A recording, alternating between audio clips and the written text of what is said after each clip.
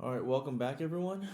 Um, I just tweeted out that you know, our deck. Hey, Mike, how's it going? Great to see you.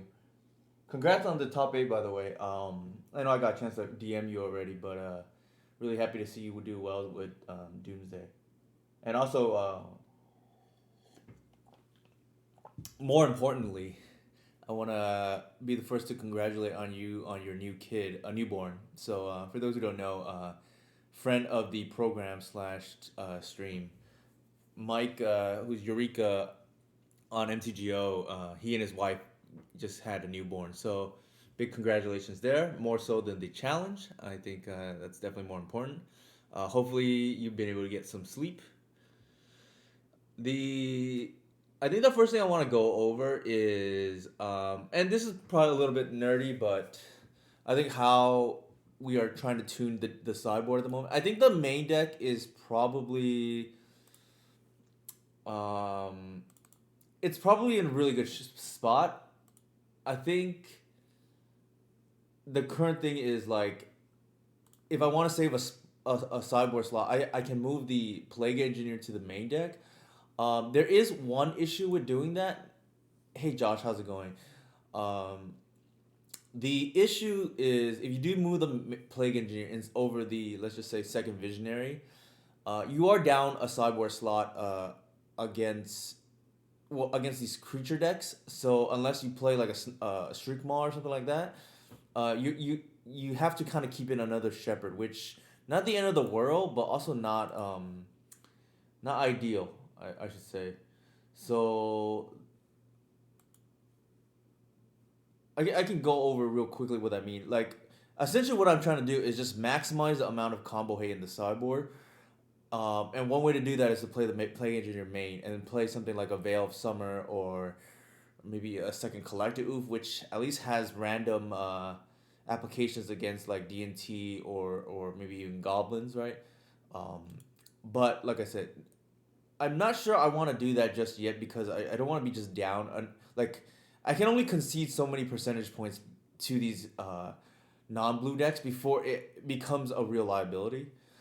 Now, how we arrived at this list today, I think most people are familiar with the main deck 60. That hasn't changed, I would say, in the last 2 weeks. More or less, we have been on this list now for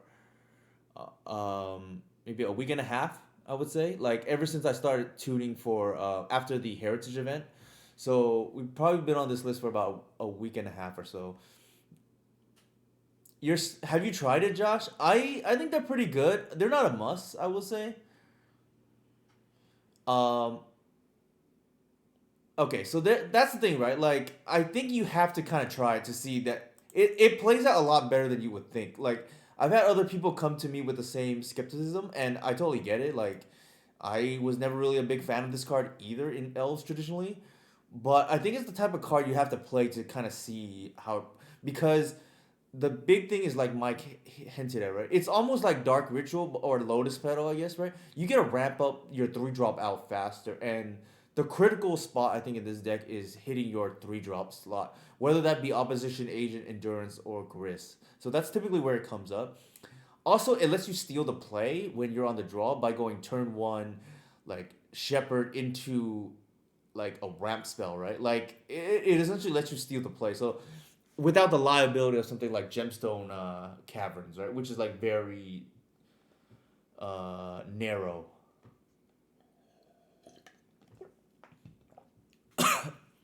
All right, so how did I arrive at this?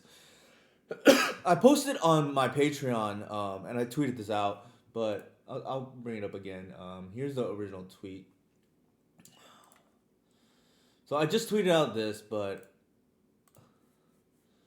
here it is again. I quote tweet the my Patreon post, but the short, I'll just post it up here. I don't really care, I guess, right? Like, what I did was I assigned percentages, and you can subscribe if you like, but anybody with Patreon, subscription already has access to this. I essentially assign percentages based on MTGO, MCG Goldfish for the top 20 archetypes in terms of popularity. Now, obviously, MCG Goldfish may not reflect your metagame, but the beauty of it is then you can just assign whatever percentage you want, right? Like, let's just say this is a showcase challenge. You're gonna expect 25% Delver. You can just change that, right? Let's just say this is like 7% or something, or 10%, and then or whatever, right? Like it's you can just change it. And let's just say you don't like my numbering system.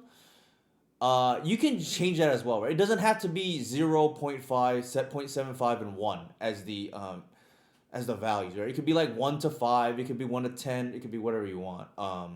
But the point is you get a feel for how impactful a card is with respect to in the metagame.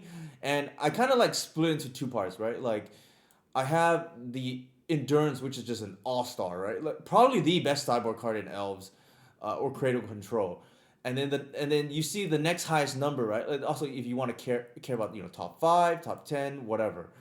But let's just say you care about the top 75% of archetypes out there. Again, endurance, all-star. Snuff out, very good as well. Progenitus, solid, obviously. No surprises, right? Like, the cards we thought would be good are pretty good. The exception here, obviously, is maybe Thoughtseize is a little bit lower than we would think because I didn't give it any 1 in any particular matchup. Because it's just not a stone cold, like, game over, the way, like, a Ley Line of the Void is, right? Like, or an Endurance is against Reanimator, potentially, right? So you can score however you want. The point is, um, I was able to use math as a way to better get an indication of what sideboard cards I want to play. I think no surprise, Mindbreak Trap, I hate the card. Like, I really would prefer not to play the card, and math essentially backs this up. I think the surprises were definitely Turn the Earth and Force of Vigor, which scored, on the same level almost as Thoughtseize. And I guess if you think about it more, it makes sense from a qualitative perspective too, because free spells are broken first of all for Force of Vigor, and this is a vintage all star. For Turn the Earth, that is just like a side grade, or maybe you want to call it downgrade. It's fine, but of our best sideboard cards. So I guess if you think about it, it makes sense that the scoring for Turn the Earth would be high as well, because it essentially is fifth or sixth copies of Endurance, which is the best sideboard card in the deck, right? Like, the ability to be good in fair matchups and unfair matchups, I think, is what separates Endurance from the other cards. Obviously, Thoughtseize is along those lines as well. Granted, not nearly as flexible because you don't really want it against Delver, which is the most popular archetype. Also, not a slam dunk against some of these other decks. Like, I gave Endurance a 1 against Reanimator, right? Whereas Thoughtseize, I gave it, 3/4 of the score. So, I mean, you can customize this however you want, but nevertheless, this is available on my Patreon if you want it. And I think going forward, it gives a very good indication. And obviously, you can customize it to whatever deck you want to build to, right? Let's just say green, white depths. You can change the cards, change the ratings, whatever, right? If you want to play Delver, you don't know what the last 2 cards of your deck should be. Same thing. You can do this like metric, math-based analysis, right? Or Doomsday. Let's just say you're unsure if you want to play Shieldred, or if you're sure you want to play, against Elves, Opposition Agent, or Plague Engineer. Again, all things you can do with this template.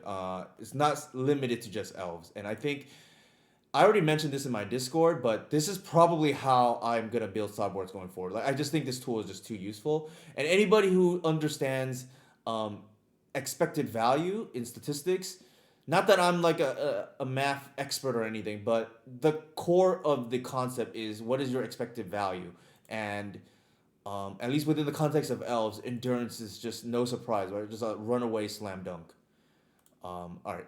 And then I guess also no surprise, Mindbreak Trap, pretty bad, right? I think the biggest surprise were definitely these 2 cards, Force of Vigor and Turn to Earth, but when you think about it some more, it makes some sense. Here is like a placeholder. I put like, what if I play a second Collector Oof? Like, the numbers are pretty decent, right? Like, it can do a few things if I wanted to do that.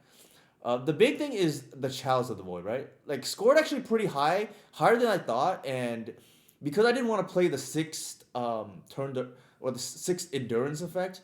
I ended up going with the first Chalice of the Void because it does something different. How does this take into account how good the matchups are pre-board? That is a great question, Josh. Unfortunately, I have not thought of a way to do that cleanly yet. I have some ideas, none of which I love, some of which are okay. But yes, if a deck is already good pre-board, you're gonna have less need. So that is still a bit of a manual process. So what I mean by that is you can only play so many endurance or snuff out effects before there's overkill, right? For sure. And one way you can do that, Josh, is for instance, Force of Vigor. Let's just say you don't need more cards against ACAS. You just put zero, right? Like, and then that adjusts the score. That is one way to do it. It is not. It's obviously not the best way to do it because, um, it's obviously not the. Or let's just say you can put zeros across the board, right? Like, let's just say you don't need. Oh, oops, wrong one. Wrong way to do that. So you can put zeros across the board this way, right? Like you don't need more 8 cast cards. Then you can update the rankings that way to use this spreadsheet, right? Like that is something I kind of did during this exercise, but it's not shown. But yes, to answer that is a great question, by the way. I have not thought of a clean way to do that yet, aside from this more manual way at the moment. If anybody has any ideas how to do that, I'm all ears, and obviously I would, you know, cite you in my research, so to speak, right? Speaking of which, shout out to Inigo Runcore and shout out to Jonathan Zhang for their contributions to this. Inigo helped me. Um, well, actually, shout out to Jurg first because he we did this exercise a long time ago in 2020 when he picked up the deck. We did this with the main deck cards. Obviously, a lot more involved at the time than this is a more simplified version because I think the main deck is more or less solved. But also shout out to Inigo who has a more advanced version of this because he has the numbers from the metagame. I just use the numbers off MTG Goldfish, but I won't share his version because that's proprietary at the moment. With regards to Jonathan, he also helped me clean the formulas a little bit because I was doing it a very manual way, and I've simplified it enough where it works now. And obviously, you can have access to this if you subscribe on Patreon. Or this is all posted on my Discord and my Patreon already. But I think trying to get too off topic. Let's don't save. That is how I ended up with the Chalice of the Void, right? Because I value, like Josh mentioned, a card that is like good against 8 cast less. Obviously, it's not worthless, but we need less help there, right? And one way to adjust for that is just to not score 8 cast. Assigning a value of 0 to all cyber in that match is probably fine. Like any cards that add value in that match isn't adding value in the calculation. Yes, I think I understand what you're saying, Mike. I think you're agreeing with what I just was showing is what I think I understand what you're saying. But that is the crux of the idea. Obviously, this is like a first order pass. We're kind of, for anybody who follows sports, this is similar to the very rough entryway into analytics. Or it's really started with baseball, right? If you watched Moneyball, the A's were the first ones to jump on using mathematics to optimize for their lineup, right? And here, kind of same thing in Magic terms. Obviously, the word analytics comes from basketball, but it is something that's very prevalent in sports. And while I am no GM out there, this is a pretty good first order take, I think, or super low value depending on added multiplier bat. Yeah, so there's a lot of customization. I'll bring it back up. There's a lot of ways you can customize this to your liking, right? You can obviously, like I said, or like just assign all zeros to the 8 cast matchup just because we don't need help there.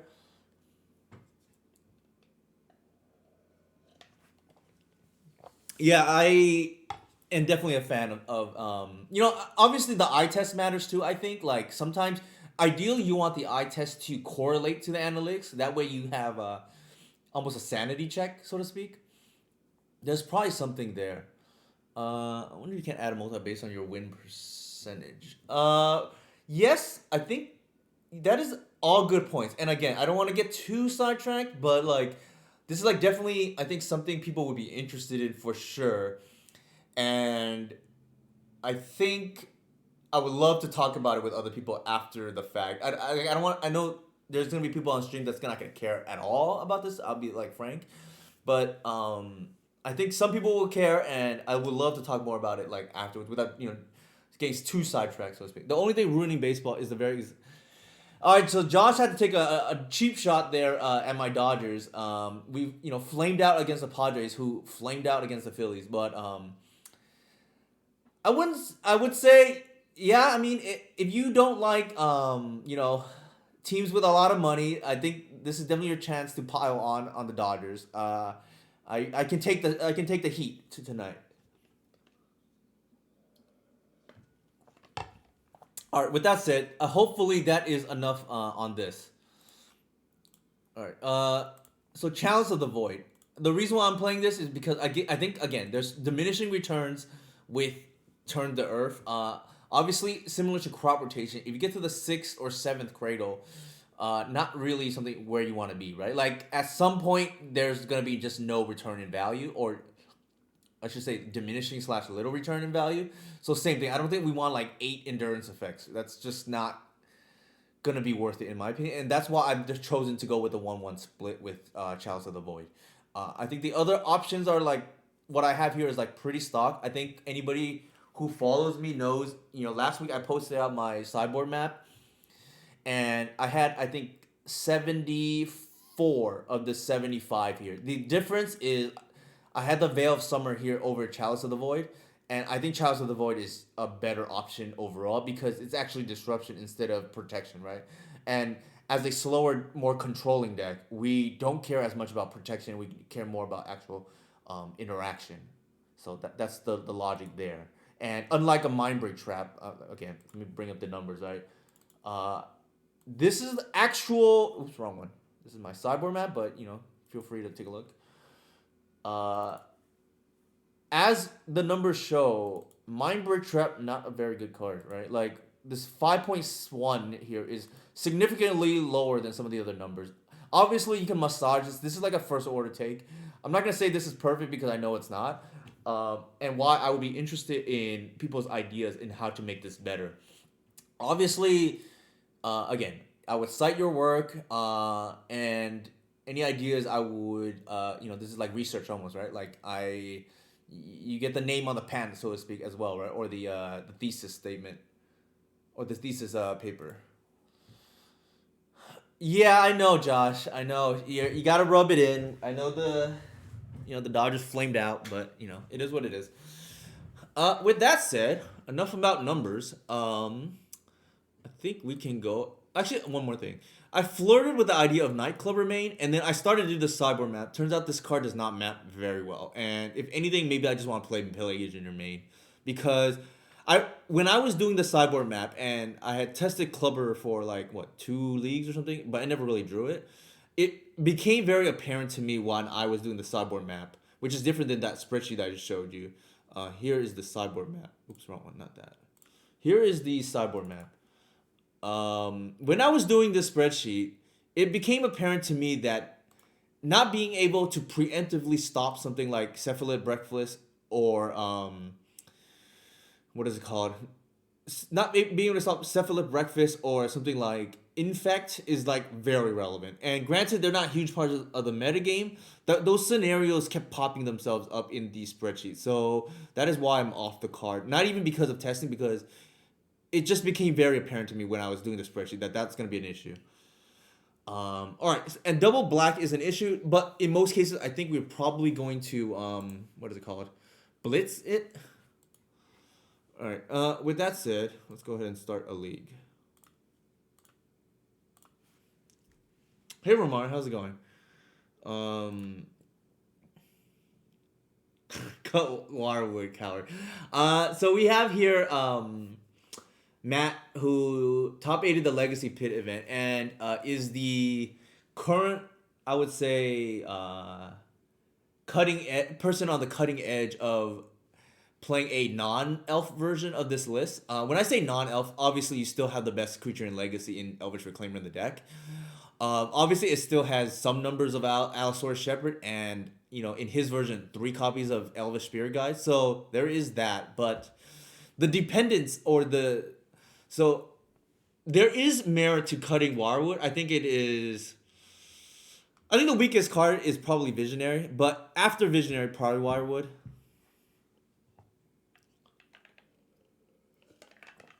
Okay, so it sounds like Matt is at least interested in cutting a Wirewood for the Plague Engineer instead of the second Visionary. I can get behind that only because of two things. One, it's better with Chalice of the Void. And two, against these control decks that think they can actually beat you, you actually have both access to both sides of the two copies of each of the best friends combo, right? But yeah, I mean, you can the numbers are. I think everybody is in consensus here that 4 Shepherd is probably wrong. Actually, 4 of any of them is wrong. But the only one that deserves even mention of 3 copies is either the Shepherd or the Wirewood. Visionary definitely should not play 3 copies. It is by far the worst of the 3 cards. But yes, there is some toying with the numbers, and you can play like Plague Engineer main deck, which is one of the innovations I would say that Matt came up with, and something. Initially, I tried Nightclubber with the idea, oh, I can cycle it if it's not relevant, but when I mapped it, I did not like how it mapped. So maybe we just bite the bullet and play the better card, right, in Engineer, and then potentially, if need be, play another card in the sideboard to address those creature matchups that are affected by losing a card, right, so to speak. I think Reclaimer, Mana Dork, and Fiend are the only mana for 4X creature main. I would agree with that. Like, if you look, the only 4X creatures is what I have is Reclaimer. It is the best card in creature in Legacy. Fiend Artisan, which is the second best 2-drop in Legacy behind Thassa's Orb, if you even count that. And obviously the dorks, right? Like the Fiend Artisan gets his power because this version plays mana dorks. You can play with Heritage Druid or Wirewood or Wirewood. Or Burst Rangers. It's just significantly worse, right? Like you cannot ramp as easily. It becomes more a house of cards, whereas our deck is just all bombs. But yeah, I would agree. Those are the only mandatory 4X, and I'll put it this way: I'm almost tempted to even play 5 dorks. That's how good dorks are in this deck. But not quite there because we need the space, right? All right, anyways, we'll just get started. And actually, continue off what Matt said, I actually think not only are they the only mandatory 4X creature, I think they are probably the only creatures that warrant 4X. I definitely don't want to draw Visionary in a lot of matchups. Wirewood is okay, but I don't really want to draw 2, and Shepherd has kind of that problem as well. Alright, we're playing against Moon Stompy here. I've played against this person a few times. Unless they change, right, obviously. Not really where I want to be, unfortunately. It's not the worst. Like, the crop rotation can get a Cradle, but definitely down a card already. This card is really good, though, against Moon Stompy. We'll try and see how it goes.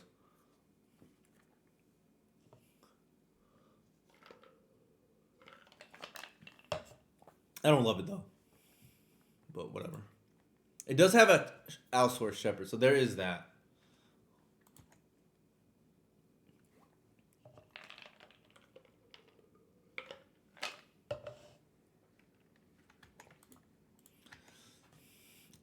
Ideally, we have a Dork top deck here. That's pretty good. I think we're going to fetch first.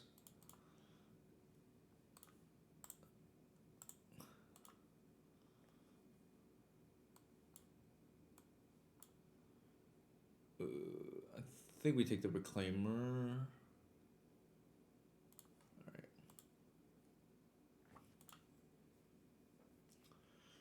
Is there any reason here to put out the Shepherd? Probably not. They can Fury us here, but I think they have to answer the Reclaimer. I'm not going to do it yet.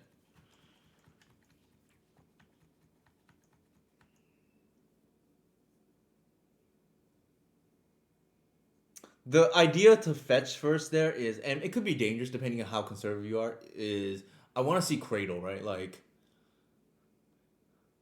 and if we don't hit a third land drop, it will have backfired, but I think we should be okay. We have two more draw steps at least. So I'm playing the percentages.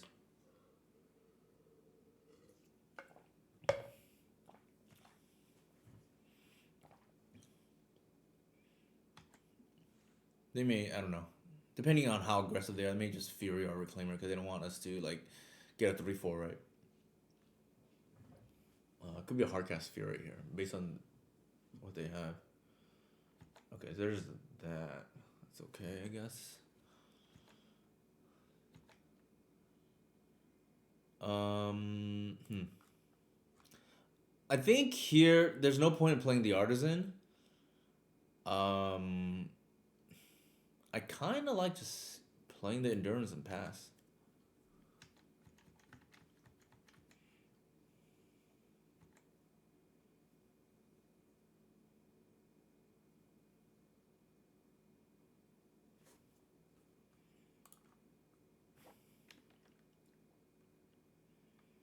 Actually, yeah, let's do it this way.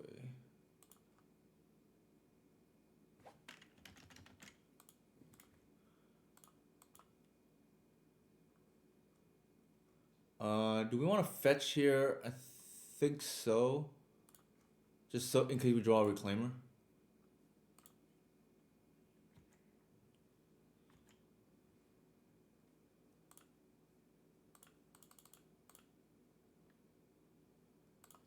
I think we just bottom that. That's fine.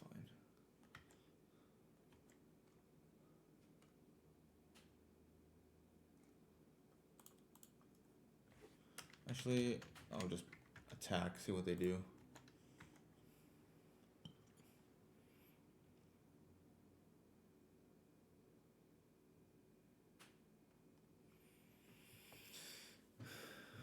Could be a dead gone, maybe. I don't know. I'm perfectly fine with that. That's what they have.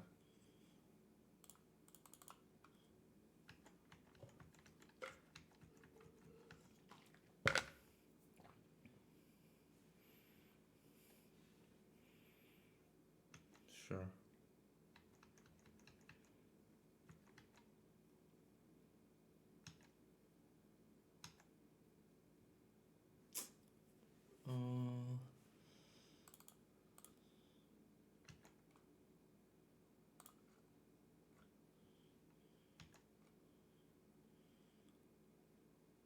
There's no way they're attacking. They're blocking.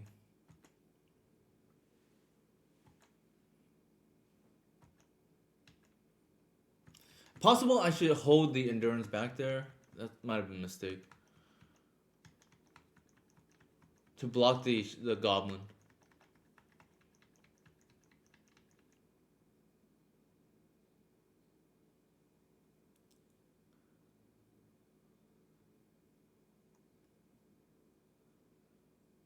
The problem with that is I get blown out by Fury, right?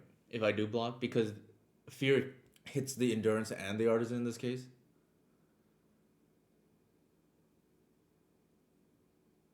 So probably correct to play around that actually. Okay, wait, that card is not good. Well, it's okay here. Unfortunately, we don't have a basic to get out because we played around it, but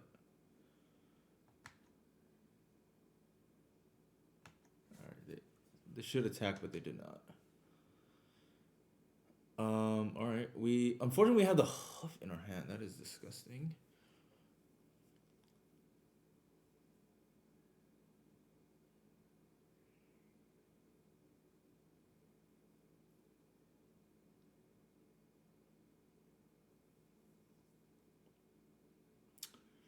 We do that.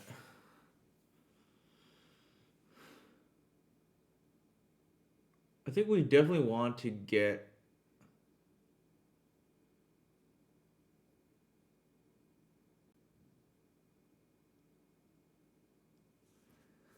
We can attack with both and see what they do.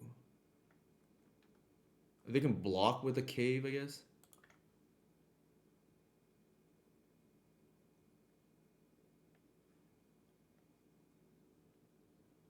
Yeah, let's do that.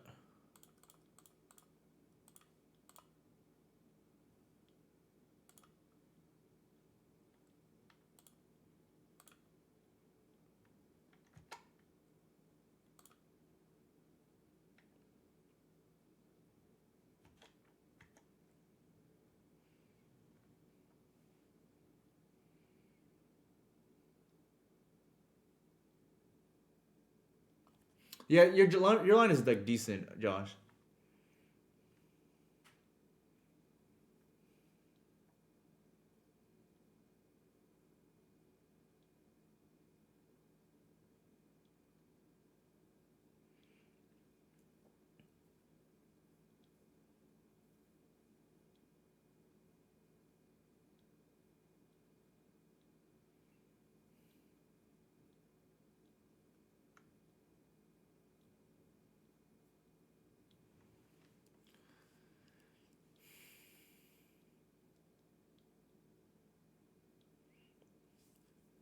I probably should have not given them full information, and done that post board.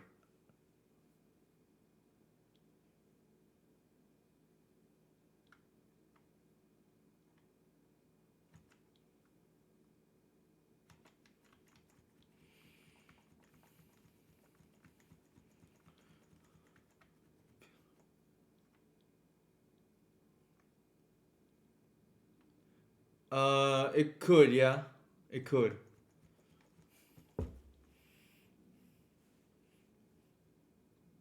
They gotta pump their chaos thing right now, but that's, okay. They're gonna scry. Interesting.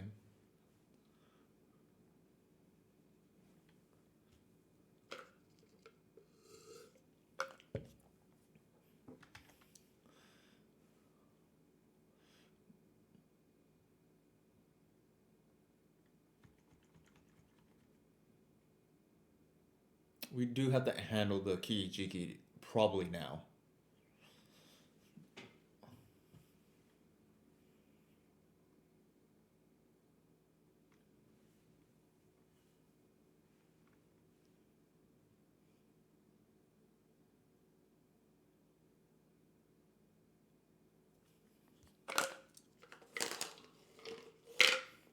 And actually, hmm.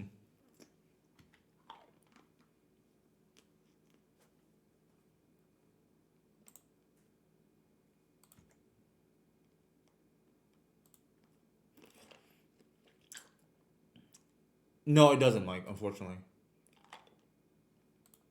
Hmm.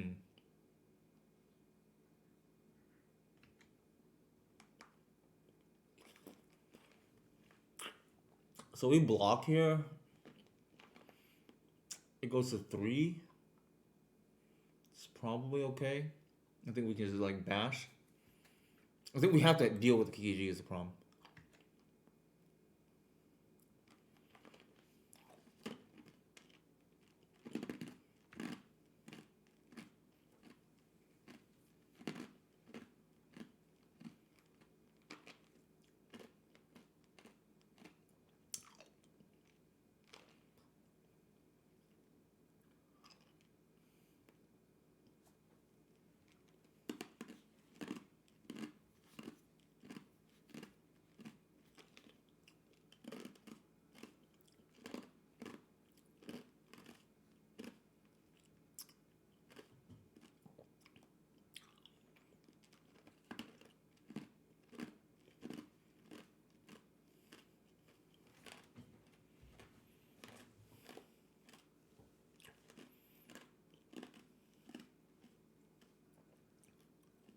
I think the thing I would take back is I would attack before I natural order, so I don't give them full information.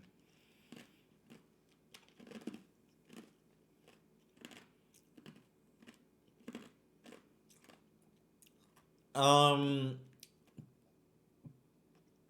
Potentially. I'm a little bit afraid of this, but I guess if they have Fury, we probably lose anyways.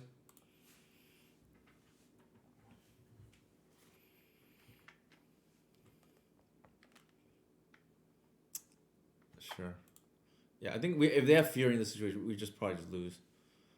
But they leave 3 mana open, which is interesting. I think we play that.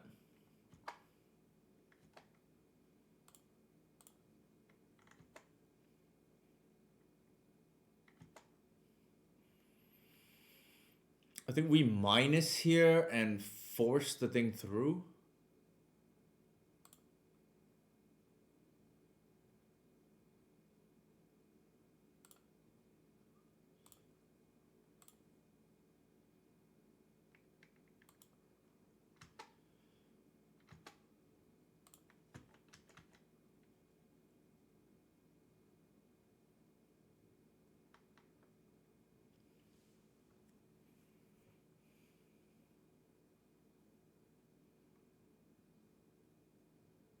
Yeah, that's fair, Mike.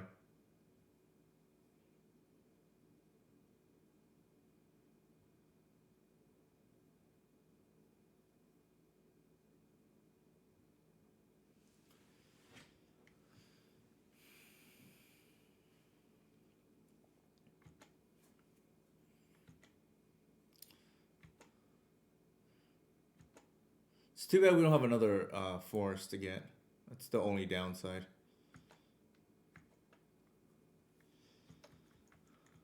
If they have a rabble master, it's kind of annoying, but probably might be okay.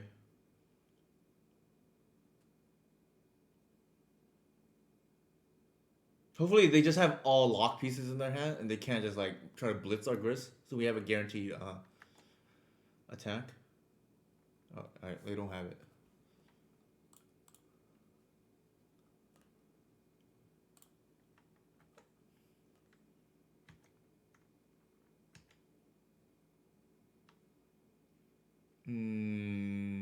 I forget which is which.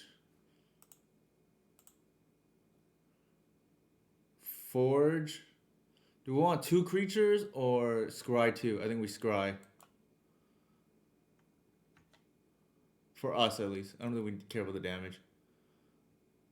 We want land is good here. Waterwood is not bad. I think we go with this.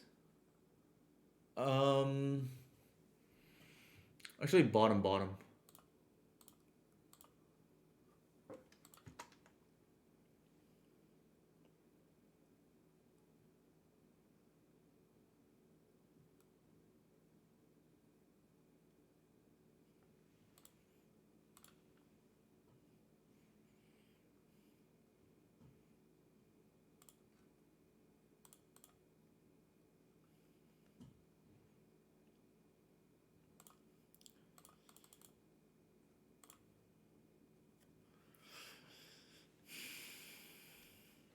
Uh, yeah, that's fine. I think where they lost the game was the one turn they didn't attack with the goblin. All right. Force of vigor pretty good. Endurance is good. Progenitus is good. I don't think we want engineer just to try to like, deal with the rabble master. I think that's like kind of not great. Um, this is horrible. And what else? Either the Caracas or the Crop. The Crop was pretty nice as just another fetch land. Maybe that's okay. In case we need race for some reason. I think this is like reasonable.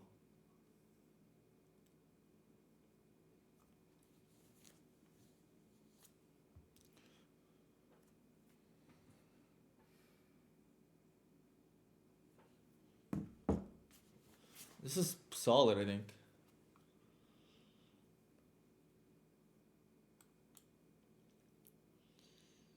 So keep.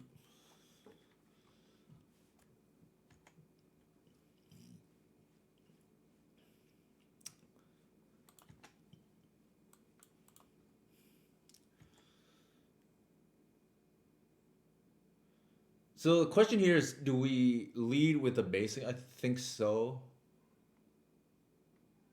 Sure. I guess in this case, because they have a chalice, we're gonna lead with this now. No land is very peculiar. I wonder what they kept. So here, I think it's a little bit greedy. Well, yeah, I think it's a little bit greedy to. I think we just fetch the Bayou. I think.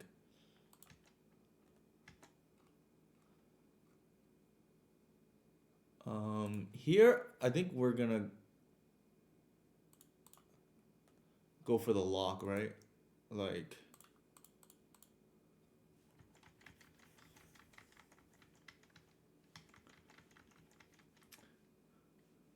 yeah, because we don't want to draw the Bayou as what's it called Matt is hinting at.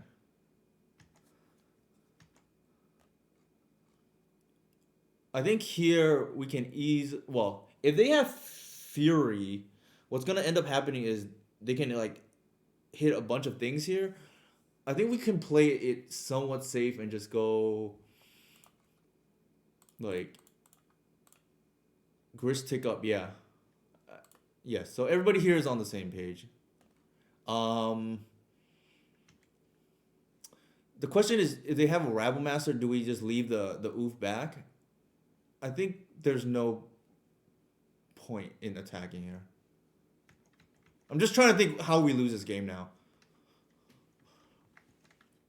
I don't think the 2 damage is worth it, personally. In case they play like Rabble Master and we can just like trade, right? Their goblin.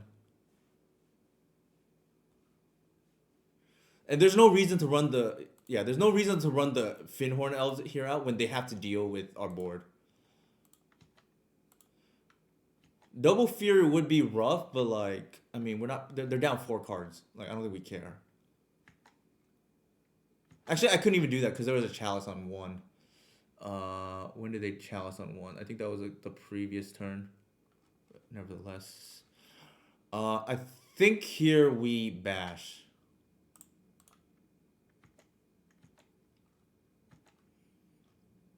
And I think we can single Fury on Grace is great for us. I think the line here now is do we just get Artisan? Actually Reclaimer here is like pretty nuts. I think.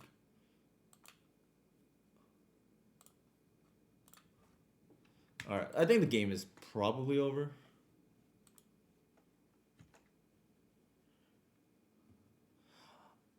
I thought about Artisan, but this is a 3-4 already. So that's the reason why not to. And I think we just get... I don't think we give them targets for their Furies. So I think we just get a Bayou and then hardcast this. It's probably already over. That's going to go to the bottom, so it doesn't matter. There's no shuffling in their deck. Alright, that's even better. We're 1 short for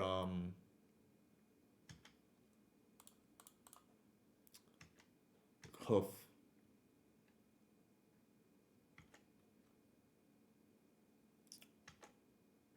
There's no reason to do anything here.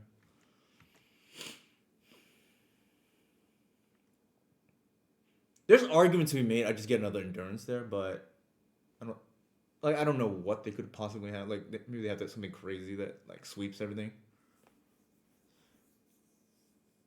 Yeah, we fetched Arbor. I just didn't want to play around that. I felt like we were pretty ahead. Right? I'm just thinking about how we lose this game.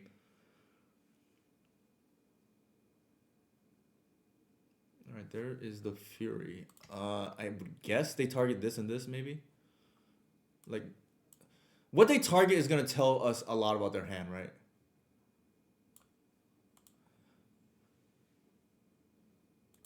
Sure. Tells me that they need the mana.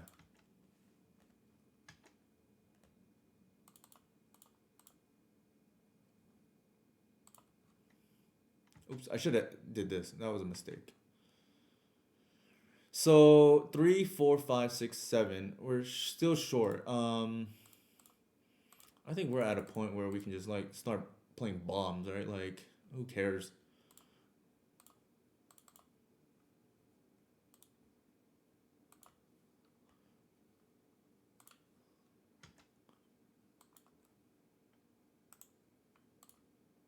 All right, they're not beating this. X4 tribal, they're not gonna beat.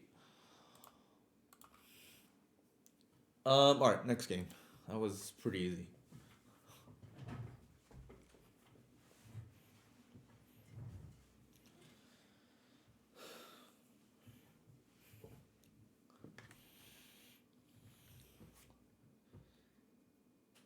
So one of the benefits of playing this version is you just get to play all good cards, right? You don't need to play bad clunky cards like Heritage Druid or Birchlaw Rangers. Even Glimpse of Nature is like pretty bad now. I think like you don't do anything till like turn 4 if your opponent has any kind of disruption. But that's just me.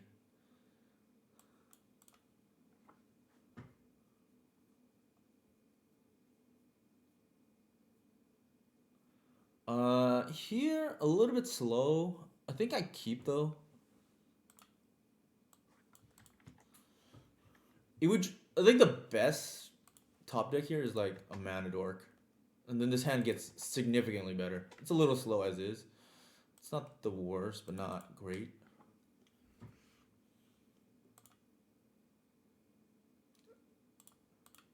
You tried Thoughtseize in a league and died immediately after each turn I cast it. I hate that card. I'm assuming main deck is what you're talking about, Matt. I can definitely see why. It opens ourselves up to unnecessarily to Wasteland too. We lose life.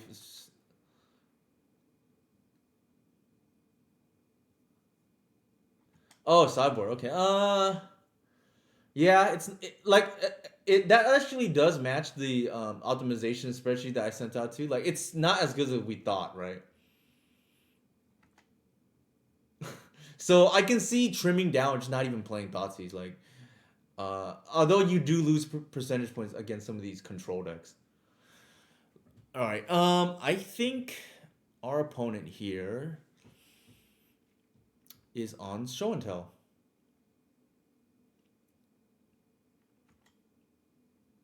So with that said,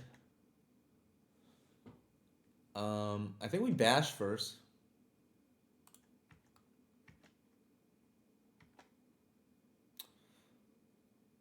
And we can go Wirewood into Artisan, I think is what I like.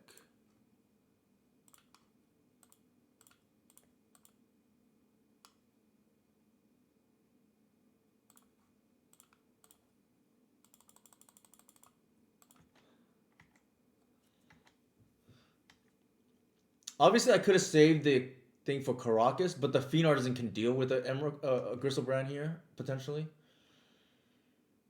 I'm going for the kill the next turn is the reason. Alright, sure.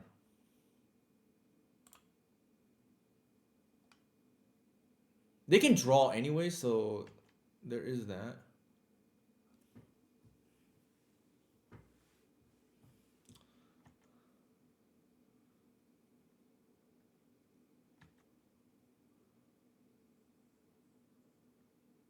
Do we have lethal? They gain a lot here. Like, they gain roughly 12. We need to draw a creature. Why didn't L swap to natural order combo before? Why all have all the L's before? I don't know what you're referring to, Shay 920.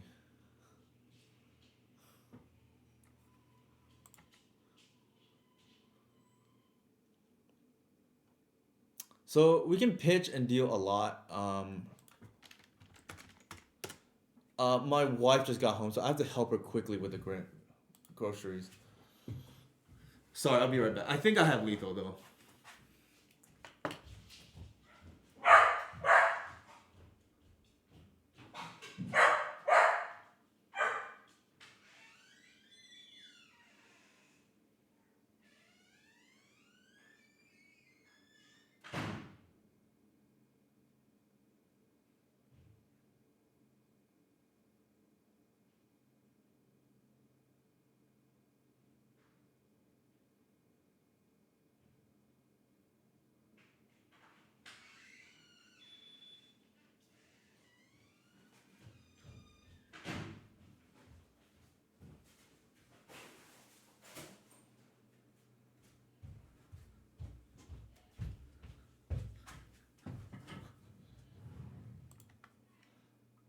All right. I'm gonna go ahead and just like play this artisan.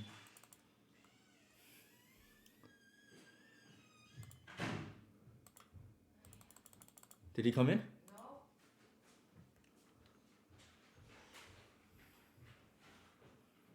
This should be lethal. I'm not even gonna count.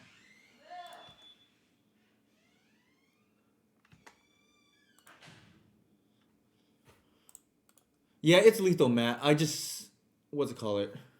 I had to take care of something for my wife just now. Thank you for the raid, Mistaken 69.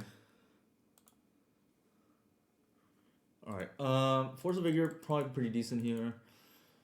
I think C's we'll see, right? Like if it warrants. The problem without C's is you lose to these A plus B combo decks. Maybe that's okay. Like maybe the map works out where you take that chance. Um, but that is one concern I have without C's at the moment.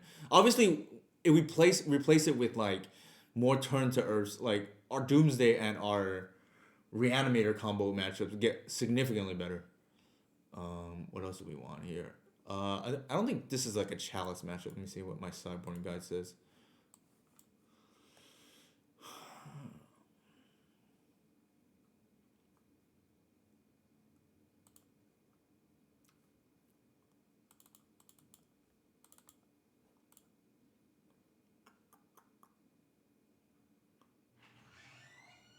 Yeah, not a Chalice matchup.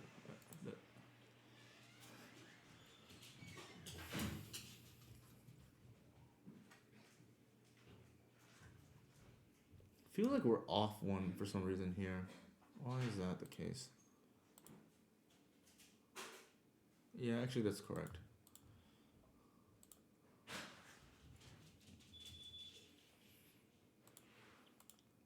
I think we can keep it. We have the Reclaimer, which represents Caracas. I don't think we can just mold the C's. Like I don't think that's a winning strategy. Especially if once your opponent knows you do that, like then there's a lot of counterplay, right?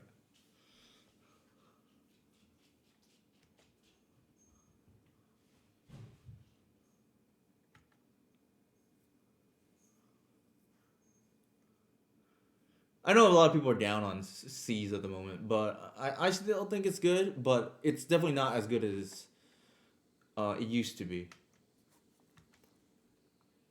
All right, that's kind of an interesting top deck. So I think here I'm gonna fetch black. I'm gonna play the Reclaimer and see what they do. And then I'm gonna go ahead and do this too. Like now I'm virtually on the play, right?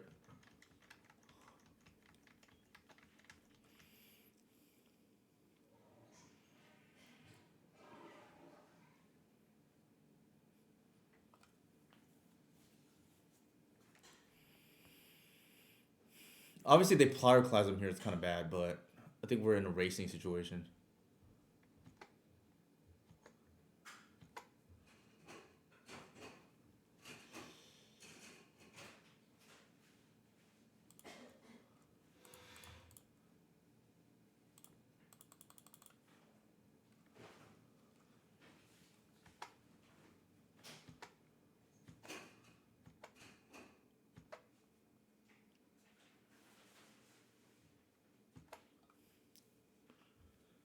So the Artisan here represents Shepherd potentially if we draw something and then we can potentially lethal them, but there's a lot of moving parts still.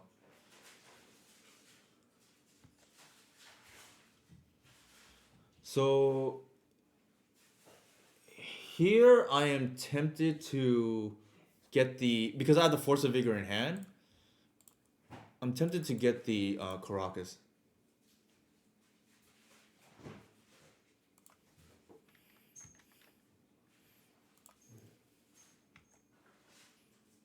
Oh, just when I put that away, unfortunately.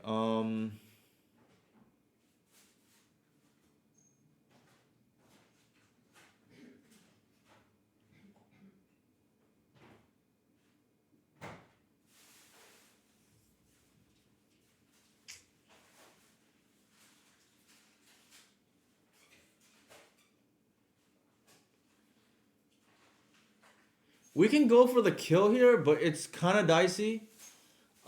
Because then I have no protection for the Force of Vigor, right? Like they would. I guess if they force that means they don't have the whole combo potentially.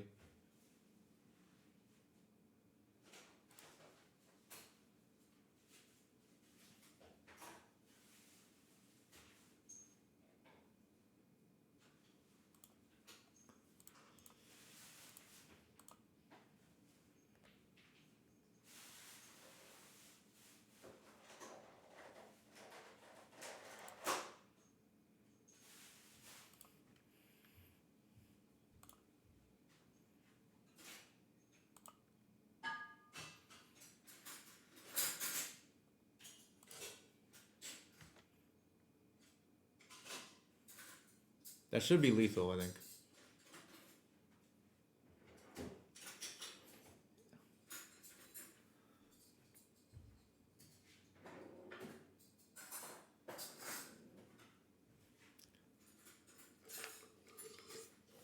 They might have a bounce spell here. What the heck? Okay, I did not realize they're playing Stifles now.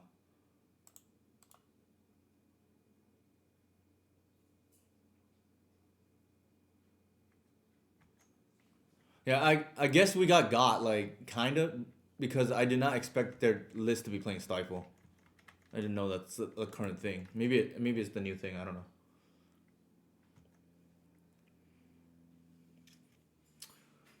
The funny thing is we do have lethal next turn or close to it again.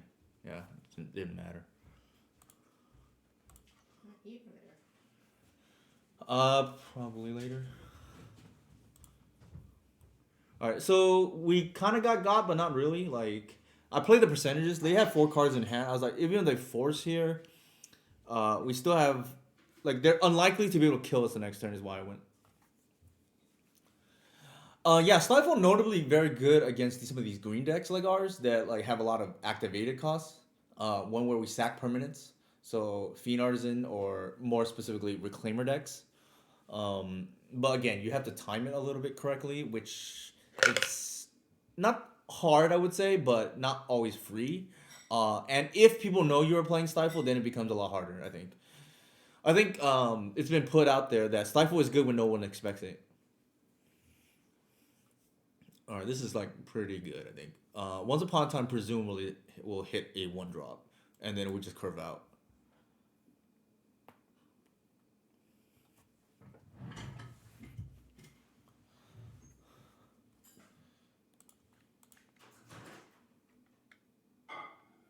Planes. Oh, I hate this art.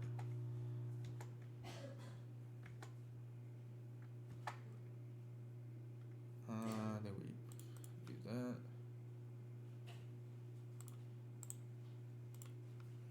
So they're on like Boomer DNT, I guess is the best way I can explain it. I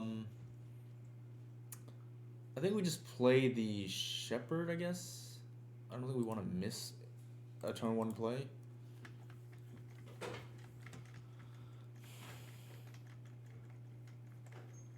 I don't love. Yeah, I think we just play the Shepherd just to be on curve. We could have just got the Spirit Guide and played out the Visionary, but I'm not like a big fan of that. Canonist? Alright. It's kind of annoying.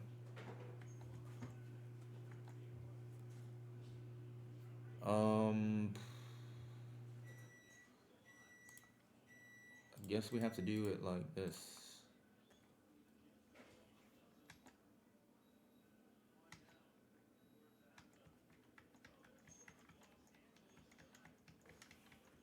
Some merit to play the Fiend Artisan there to try to draw out removal, but if they have turn 3 Skyclave, it's kind of bad, right? Like, I just want to blank the removal, I think, right now.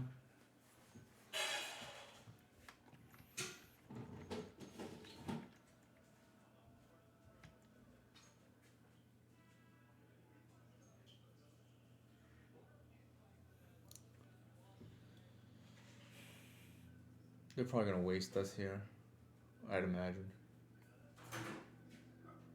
And then we can play an Artisan on our turn and leave Crop Rotation up to protect it.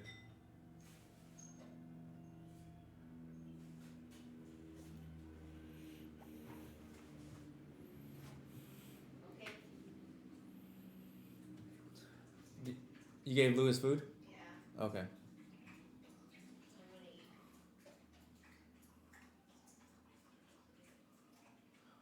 So a question I got asked by Shade920 is why wasn't this build tried before? Because I think a lot of people don't know. Oh, looks like this is white painter. Sure. Okay, interesting. I think the reason being is because not a lot of people know how to build tribal decks. I think the best deck builders in the world are like blue combo players. All right. How do I want to do this? I can. I can't kill anything, unfortunately. And then they can get painter next turn. Oh, that's quite annoying.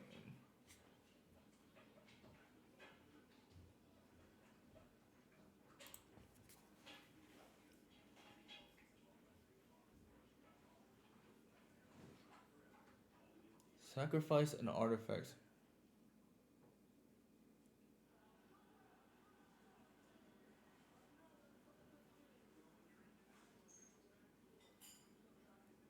Yes, I'm aware of that. Def not Oz. So, how do we want to do this? Yes, I am aware of that.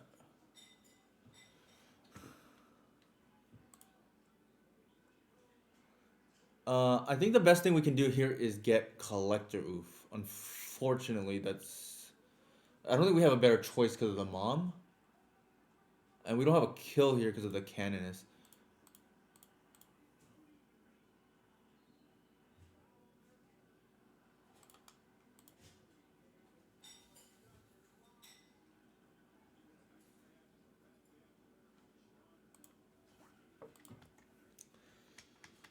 Let's see if they have a way to beat this.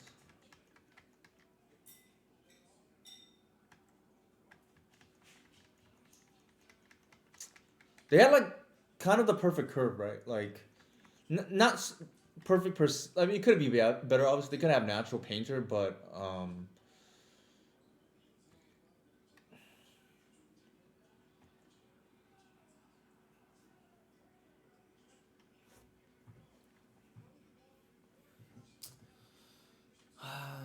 it's these kind of matchups that I don't really enjoy playing. Now maybe if this became stock, then sure, but again, usually it's these kind of matchups. I feel like I don't get much out of it because you're not gonna probably play against this in a bigger event. Like show and tell, you can conceivably see. I don't think we're gonna really see this in a bigger event. Obviously, things can change if this becomes stock if somebody wins the tournament with it. But as of right now, I don't think there's much value for art from our side. From their side, I think there's a lot of value, right? Obviously, you get testing and whatnot.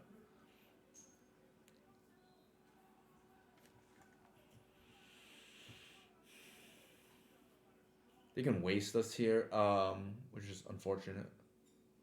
Looks like they're not gonna do it. Oh my god. Ugh. How do they have the natural crucible? That's kind of annoying.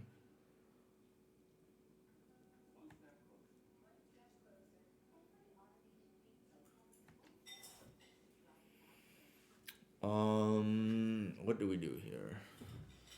I think we can like. Yeah, unfortunately, right? I think we can Gris here and just like tick up. We can't really do anything with that Canoness out. Um, they can like try to attack, I guess.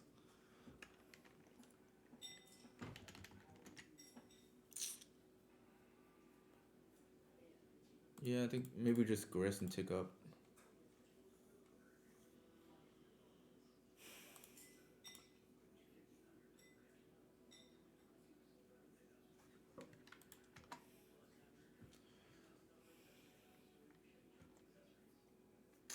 There's nothing we can do at the moment. Hey Dukes, how's it going? We're doing good. We're 2-0. I would rather not play against this matchup because I don't think we're really getting anything out of it. But you know, you can only play against what you're paired against. I wish there were two leagues, right? Like a league for more competitive play. I think that's like the competitive leagues before that they used to have. Um, do the problem is they can crucible here, right? And then if we don't do anything, they can continue to do that. So probably unfortunately need a bit of blog here.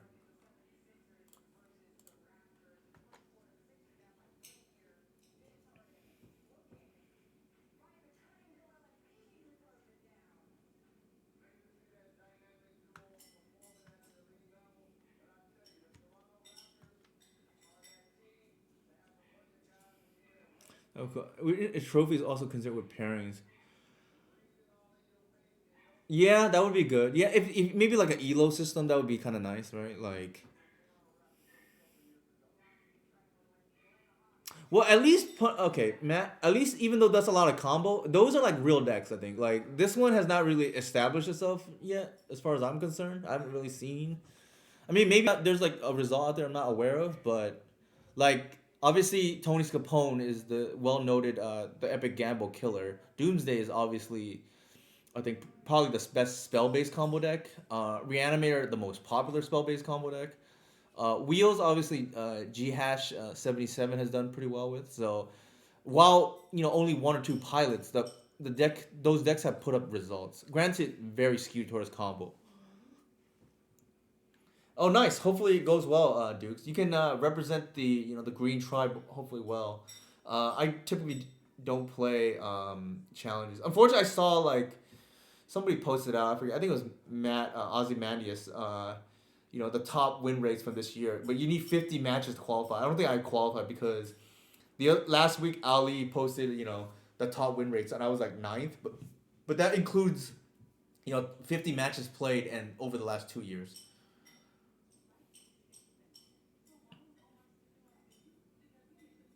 Yeah, I have the same issue, Matt. I don't play challenges. I don't have time. Obviously, Matt here has a kid, but I just have like families to take care of. You won't be playing green. That breaks my heart, Dukes. That breaks my heart. All right, so what is going on here now? Could be a pithing needle on the grist. I don't know. I'm not like super scared. I don't think that deck has removal game one, so maybe they can't. Oh, never mind. I take that back. They can kill the collector. Yeah, I just assumed they didn't have removal game one, but now that could be a problem. Yeah, announcers jinx here, Matt. What is going on here? All right, we're gonna plus no matter what, but I think before we do that, all right, we're gonna. Hmm, I think we're gonna go ahead and play a Waterwood. We can like grist out next turn, I guess. We'll plus this.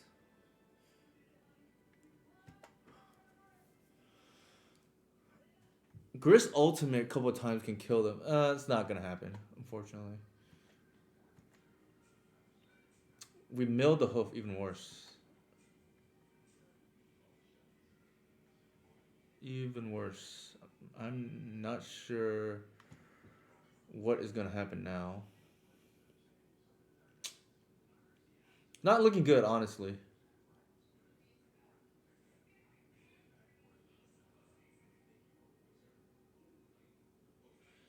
I think the line here might be like an artisan win somehow. The problem is I just don't know what that's gonna entail.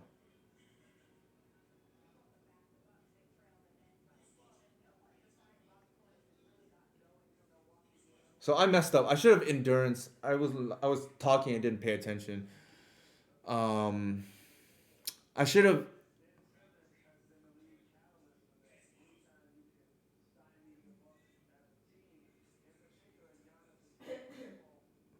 Well, I guess it doesn't work that way, right? Like the saga tutors Did I have a window where I could have hit their saga? I don't know.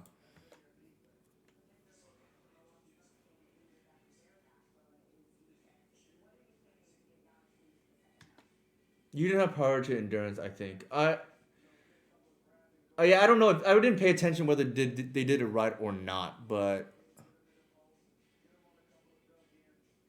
I think in this situation, unfortunately, I'm gonna have to buy myself another turn. I can't play the endurance yet because I need a way to kill, right? Like, so probably not.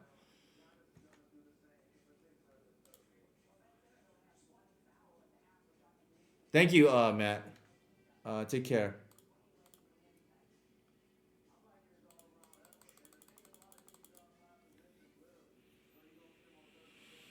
Hmm.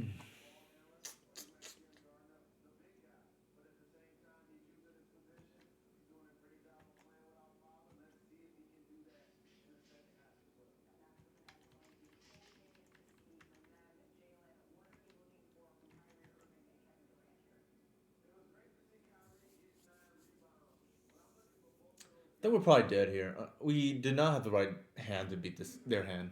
Unfortunately, we milled the hoof too, which is our out. Also, why are they playing Wasteland? Jesus, combo decks playing Wasteland. What kind of nonsense is this? I say that jokingly, obviously, because we played Wasteland in L's before. Yeah, our line now is to wait for them to mill us, and then we endurance ourselves. And but the problem is we don't even have 4 mana, so I think we're just like straight up dead, to be honest. Like no doesn't even save us here, right? Because well, I guess we do, right? We have the spirit guide, so that is our out, right? Like we need to. Hey, Straz Daddy, thank you for the raid.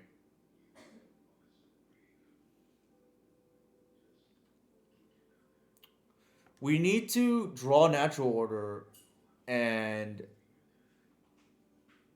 pitch a card that is not in spirit guide, and then kill them with our top deck. It's a lot to ask, but and looks like it's about 2 out of 20 chance. Sure. So they don't have the third mana yet, which is nice.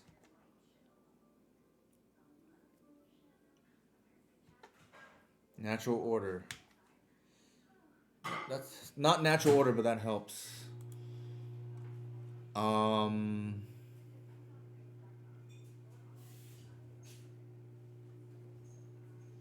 I think here we're going to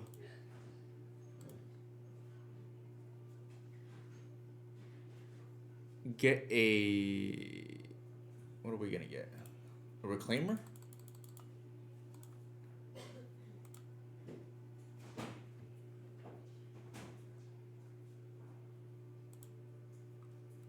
And then I think we just play this. This is the pitch fodder, right? That we need. I don't think we're not doing anything right now. So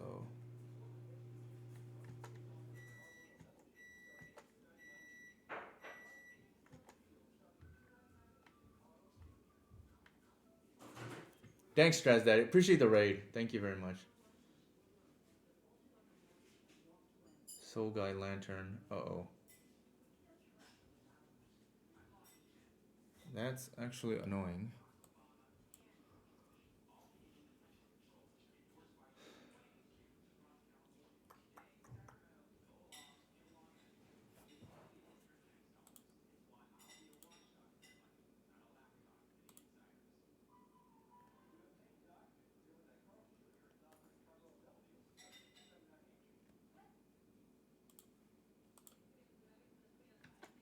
Now if they have another land. That's pretty bad for us.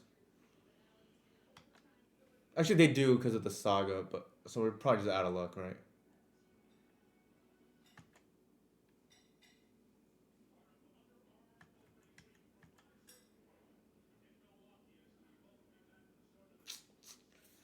Ugh, annoying.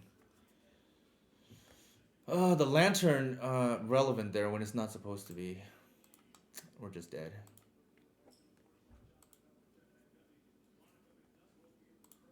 All right. We have good thing we have bombs in this matchup. Uh, How many zeros do they have? I don't even like know their deck. Plague Engineer, perhaps relevant. Kills a mom, I guess. Turn of the Earth is like good, right? Could they mill? We get another chance.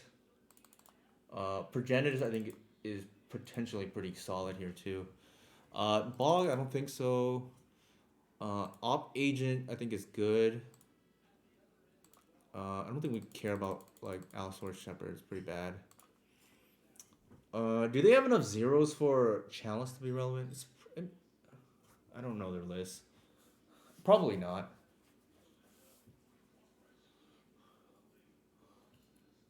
Mm, Grist is Grist something we care about?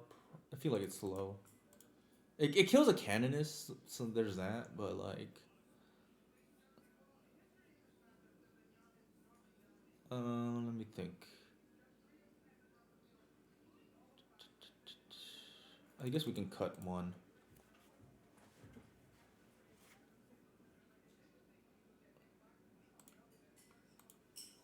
Actually, I think I like the other way. This is probably better. I think we're just gonna rely on drawing our removal naturally. Ooh, that's pretty good. Turn one Collector Roof.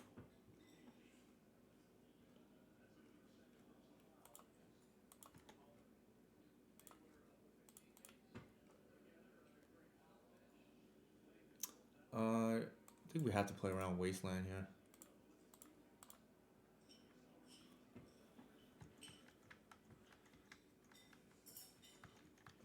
I mean, there's a chance that's just a KO. We'll see.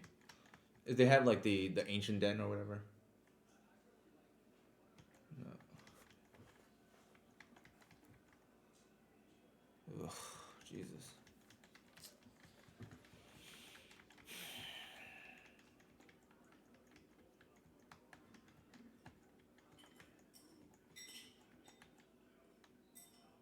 Can you get the food? I can eat now. Yeah. No need to focus when I think we're probably gonna lose this match now. Sure.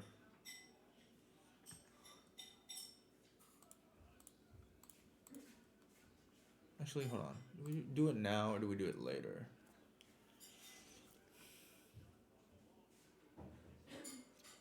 We can do it later. There's no harm, I think.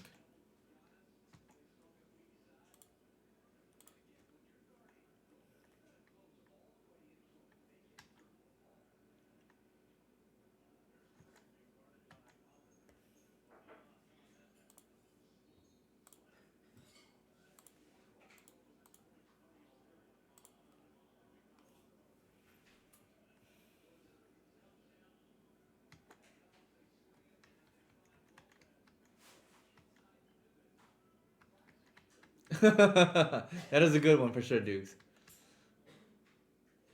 Sure. Deck like this, I don't know how they repeat combo. Ugh, we are just. That's what I get for keeping a force of vigor hand, right? Like the hand was like otherwise pretty bad without a second land drop, but that's on me. Actually, I should keep a Caracas. I realized that Fiddlesmith is a legendary creature, so that is a mistake on my behalf. Now I realize that. All right, so good to know.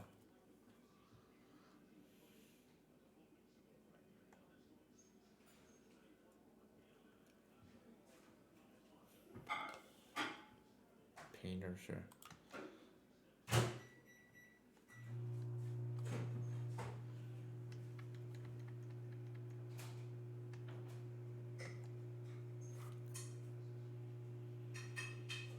Hmm. Just really bad luck right now.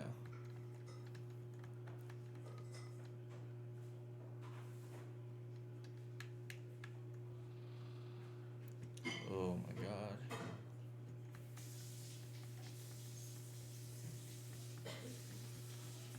The two swords not doing us any favors either. Oh my god. I might as well, right? If they waste us, that means they can't waste our snuff out Bayou later on.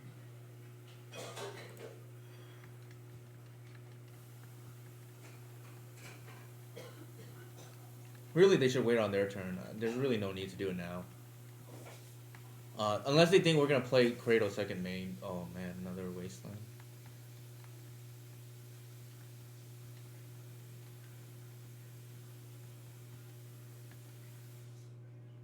Oh my god.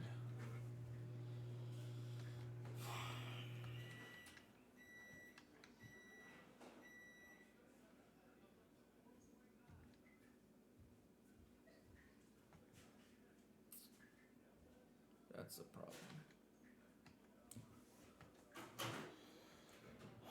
I think we win this game if we just draw any lands, but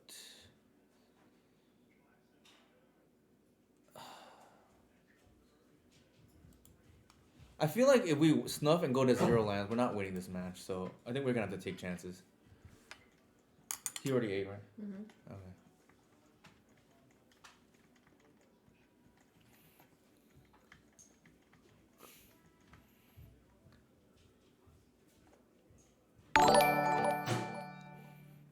Again, perhaps thank you for the follow, Luis XMJ. Perhaps it's my fault. I kept the hand thinking Force of Vigor is probably really good in this matchup, and then we just never drew another land. Part of the mistake is, and maybe just if we ever run into this deck again, is we did board out the Caracas. I think we should have kept that in.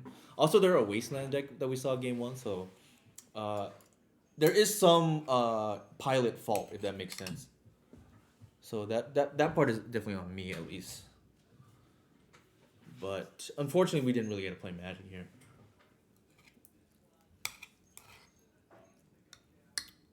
Such is life.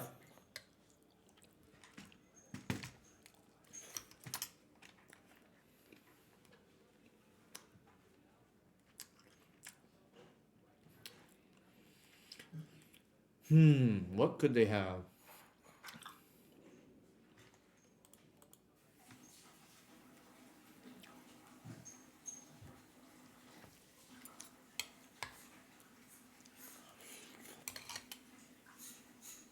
Okay.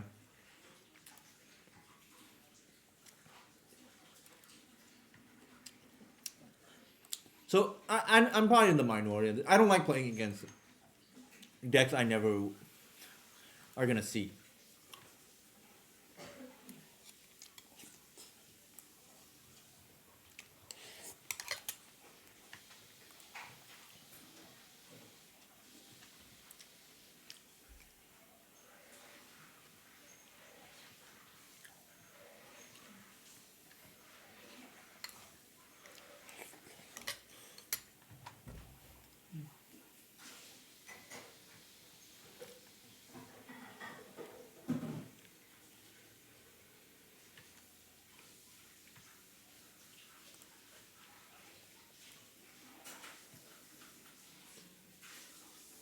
Give me a waste here.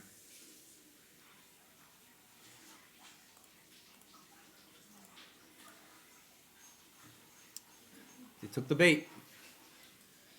They took the bait. I think here. I think we want to Plague Engineer like eventually, so we'll get the Bayou.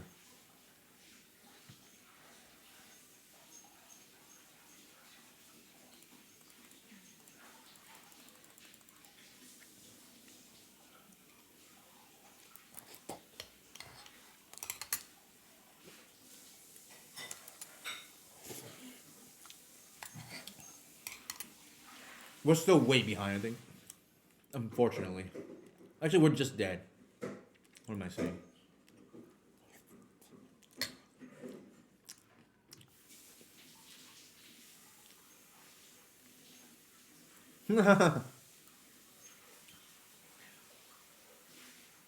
Oh my god.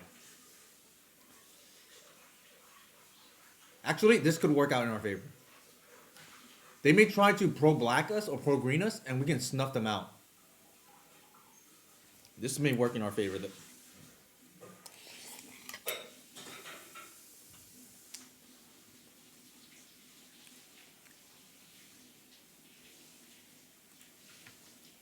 Okay.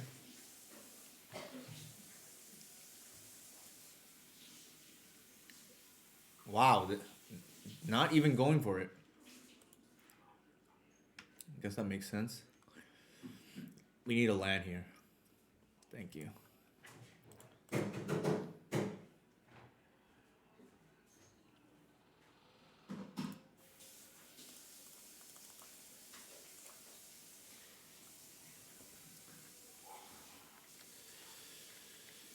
We are back in the game.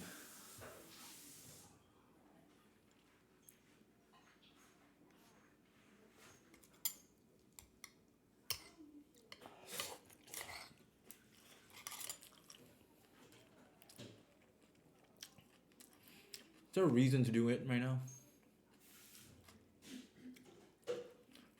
Probably not. We can wait till they fetch out the painter and then do it. That's kind of funny, actually, too.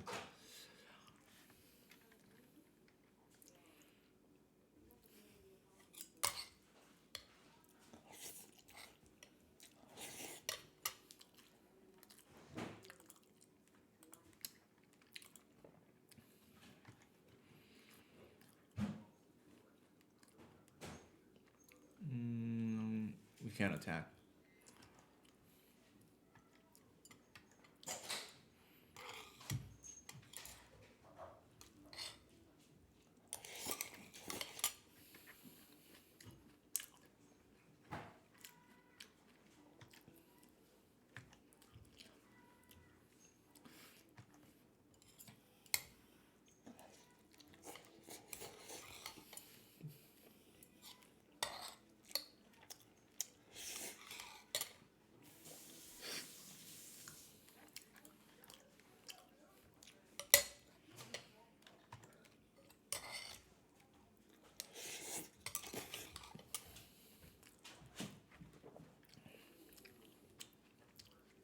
It didn't happen.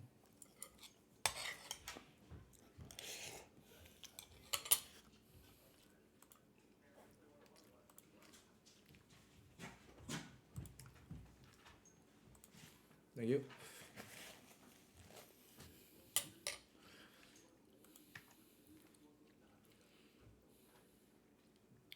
Sure. Do we just block just to save damage? Maybe, actually.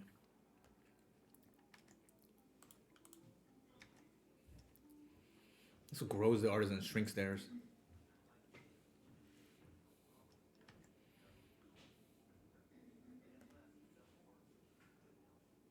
Sure. Should have done that before, but... do we... Yeah, I think we just snuffed them out right now.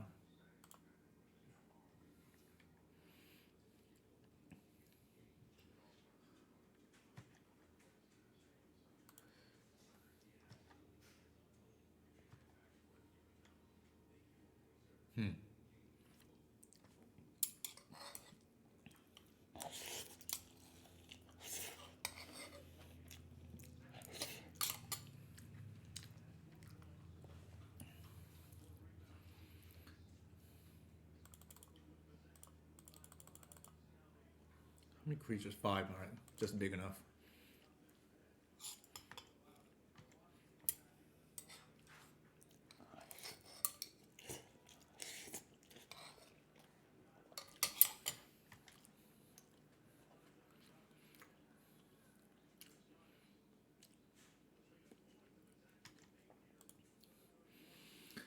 That was a good top deck for them. Means that it's even now.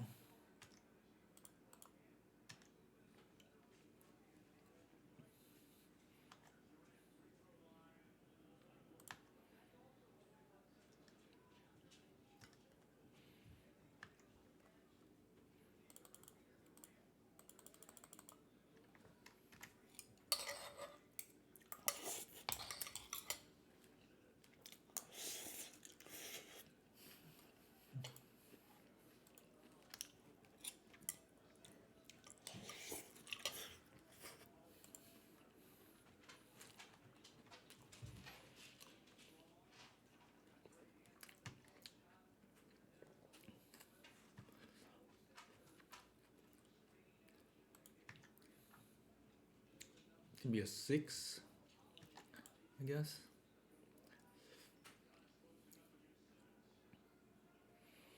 I think we bash here. Yeah, it's not big enough, I think, right?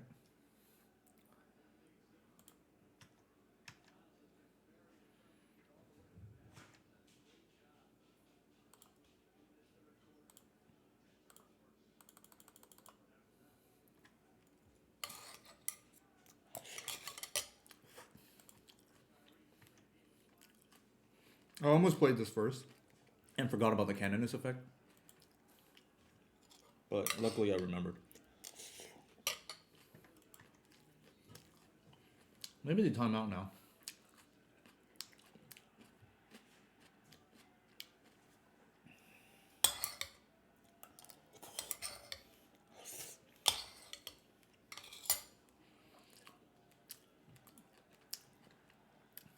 I wouldn't be surprised if our cadence is throwing them off just from eating.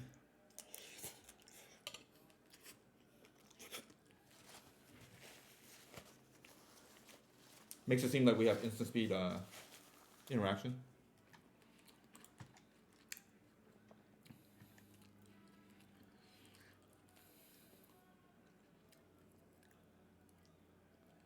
All right, the hoof is in the yard. I think they have to block, so I'm gonna bash here.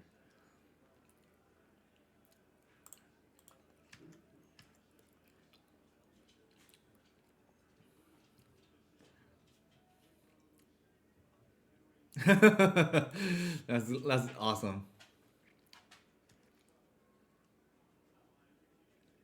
All right, I think we play that. Play this and pass.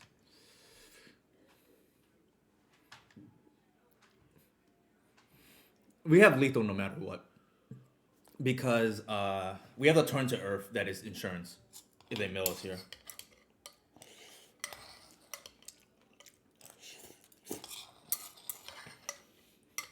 I cannot believe we won that game.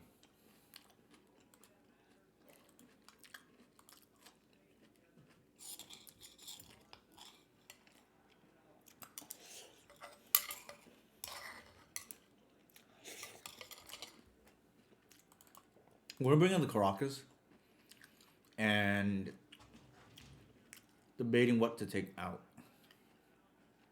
Maybe the crop. I can see it being the fin horn as well. Actually, the Warwood is not doing anything, I think.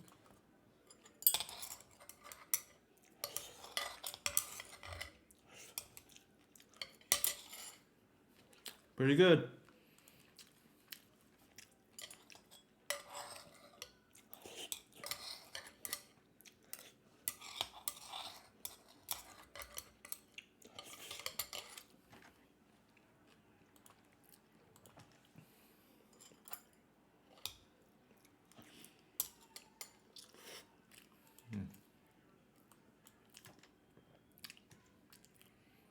Oh my god.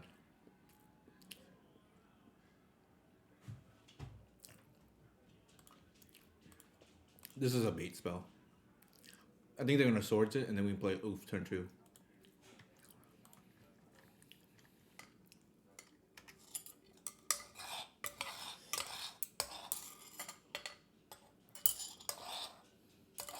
Yeah, I can picture the force.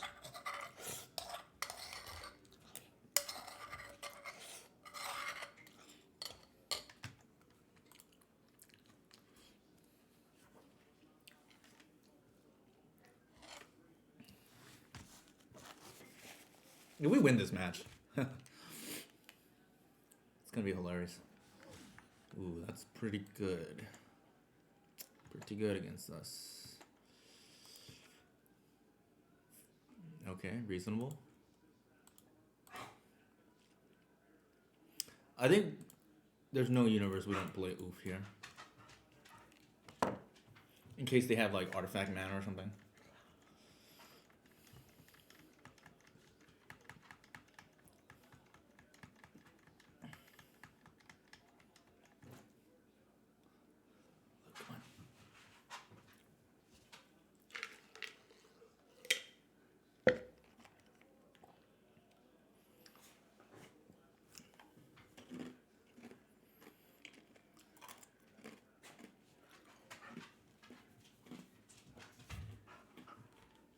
Wow.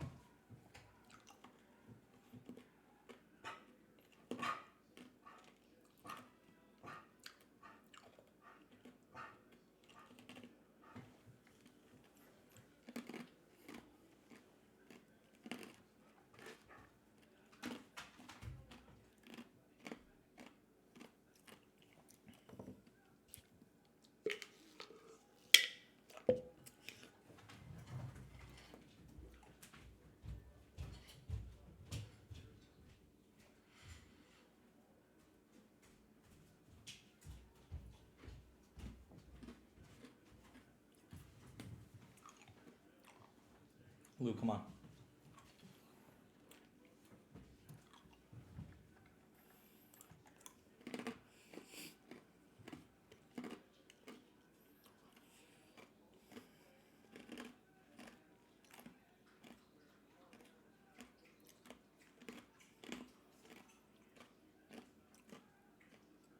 Um, do we care? Sure, I guess. This is only at sorcery speed, right? Yeah.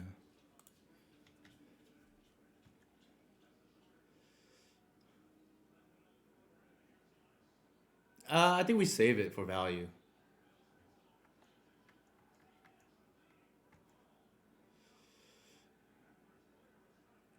Uh,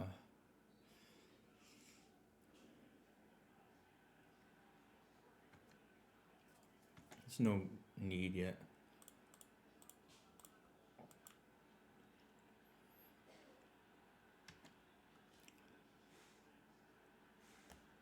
I think we need to play this.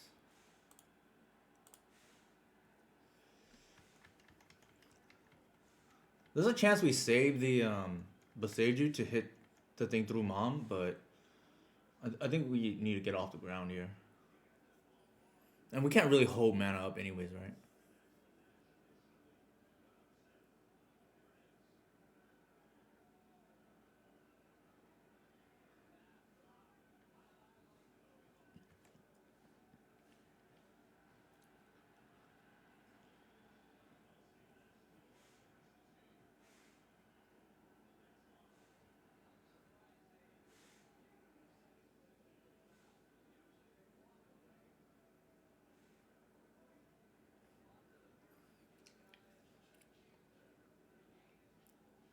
Sure.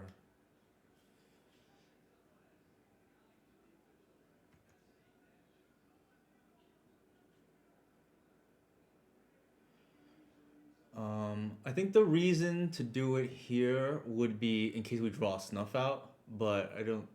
I mean, they have a Mom anyways. So probably can even wait. Wait, that explains it.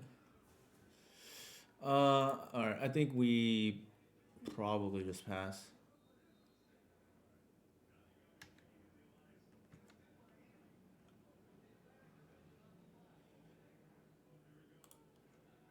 Well, that would be another reason to do it now, right? Like, we agent in response. We'll just pass.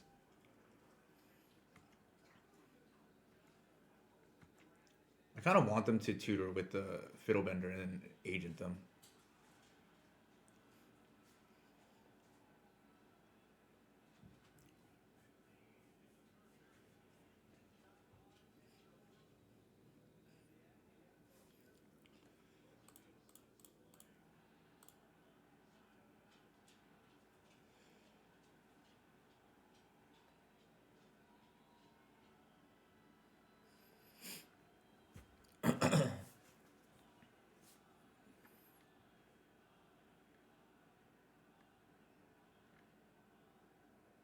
Sure. That was a very timely swords.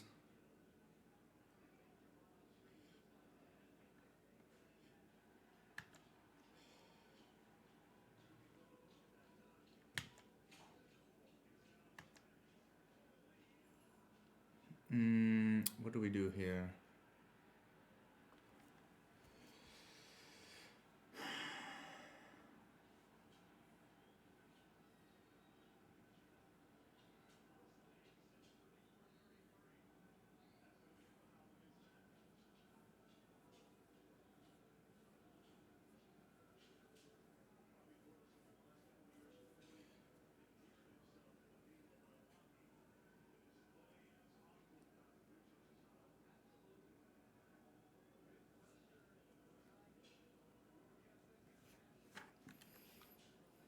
I guess what we can do here is we can grist tick up. Actually, we can get Fiend Artisan, I think, and then tick up. And then on the well, they can just do it in response, right? Like that doesn't help.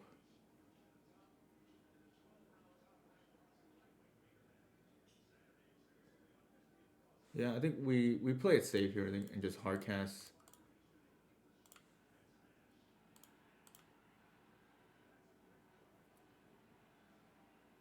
Yeah, I think so too.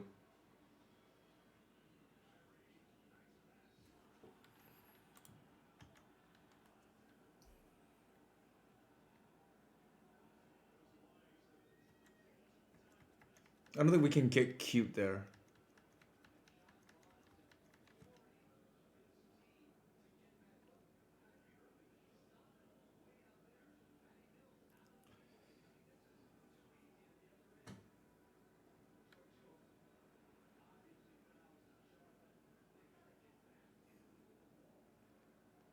I don't know how many portable holes they have, but it would have been problematic because they can activate on the next turn.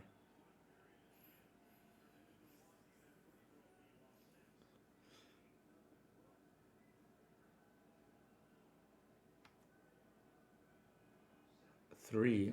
What is the three? Wasteland? I mean, Crucible. Fail to find. Wow. Okay.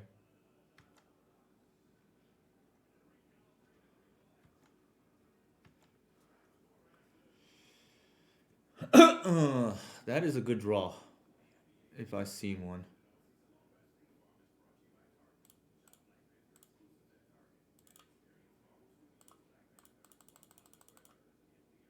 I think the get here is Artisan.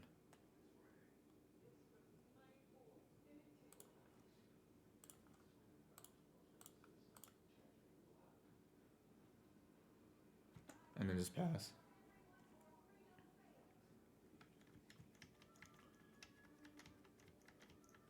The reason being is I need to build towards a kill potentially.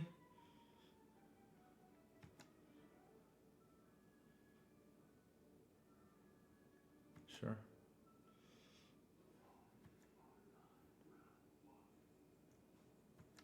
Actually, not that far off. If a Cradle here is win too, right? 1, 2, 3, 4, 5, 6 mana. Not that far off.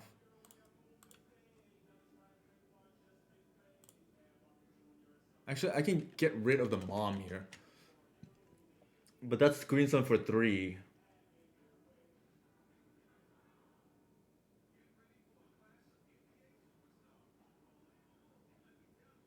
Because we're still far away from the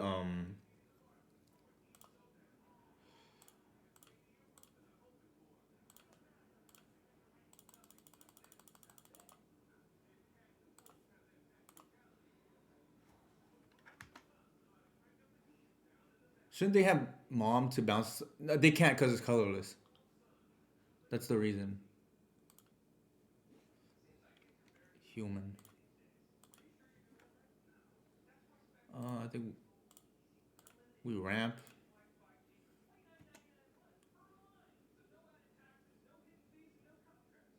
Oh, fair.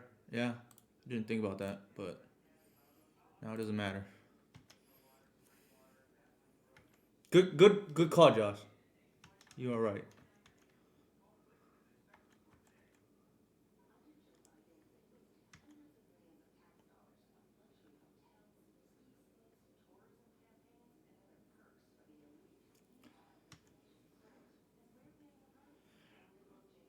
The good thing is we actually have turned the Earth kill activated now too. Um,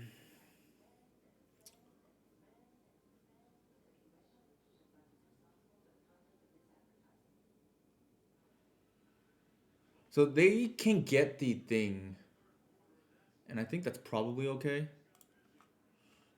1, 2, 3, 4, or 5, 6, 7. We're like short.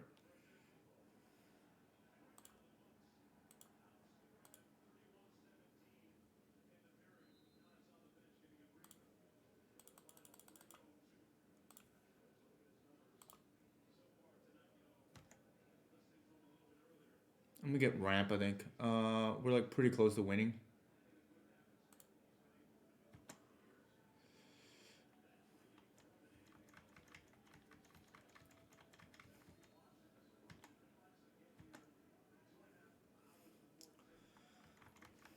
We can win without decking them out. I mean, timing them out. I believe.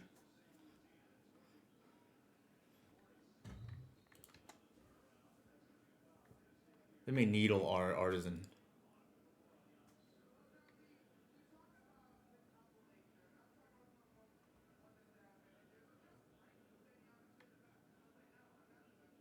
Oh, they named the Caracas. Okay, sure. They're just dead then.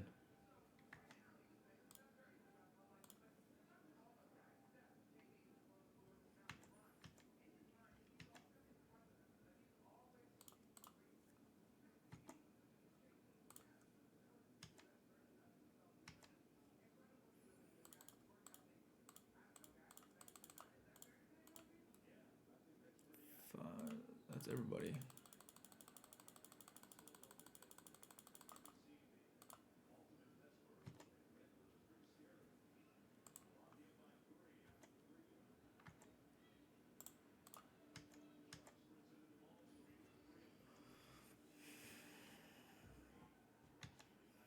I feel like we outplayed our opponent. I feel like we should not have won this match between this game and the other game, but we'll take it.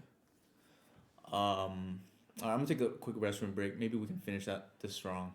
Here's a list.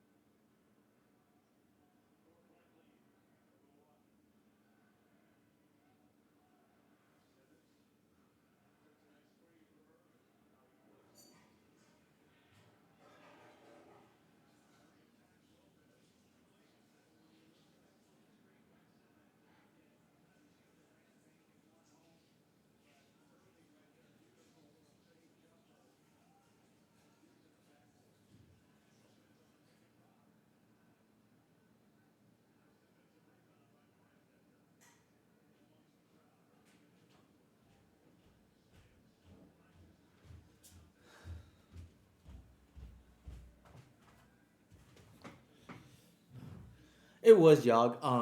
I think we might have been a little bit too patient too. There's a good chance the turn before we actually cast it, we should have cast it then, because in case we drew something relevant, and we didn't know we were gonna draw the opposition agent, which changed our line, right? But there was a chance we should have done it then, only because we needed to do it on upkeep. Otherwise, we can't stop them anyways. So I think we probably could have done it one turn earlier if I could do it in hindsight. I have to think about that a little bit though. But yeah, we played pretty patiently. I think we were never really under super pressure because we had the force of vigor. Like being able to tap out, man, we feel like a blue deck, right? Like we're tapped out, but they have to play scared still, right? Like we could have snuff out, we could have force of vigor, and just free spells are just, I mean, no surprise, broken.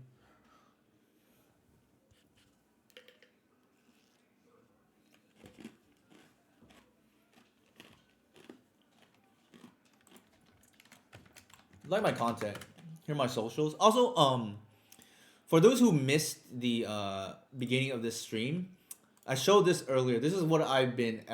This is what I posted earlier this week on Patreon, and how I think I've like completely changed the game in terms of like how I'm gonna go ahead and construct my sideboard and even main deck going forward. Because when you use math to just kind of like put behind, percentages from MTG Goldfish and customizable, obviously, it gives you good insight, I think, on what cards you should be playing and what you should probably stay away from.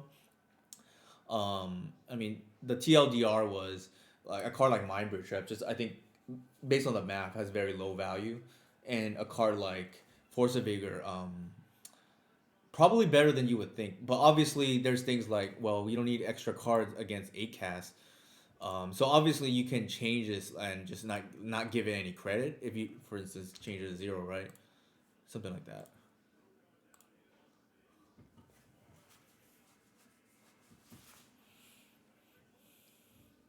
As my friend So Strong, who was, I don't know if he's still here, mentioned earlier, he jokingly calls the matchup 8 scoop, right, instead of 8 cast.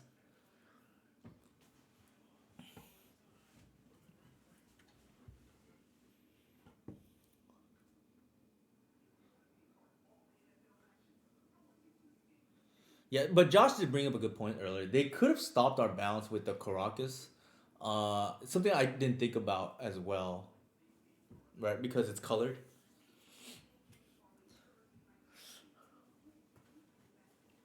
Although what it does do though is,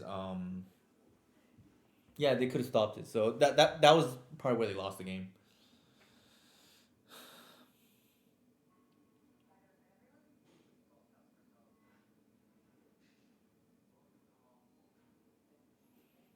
Let's see if we can get that 5-0. We played against so far Moon Stompy and Show and Tell. I would say Moon Stompy is probably, as of right now, pretty even. Show and Tell, I think, would be slightly unfavorable. Just because we don't really respect him with our current sideboard. There's only 4 discard spells. Force of Vigor helps, and so does Reclaimer, but those are more like situational.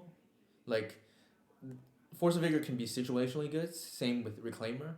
Only Thoughtseize is like universally good, I think, in the matchup.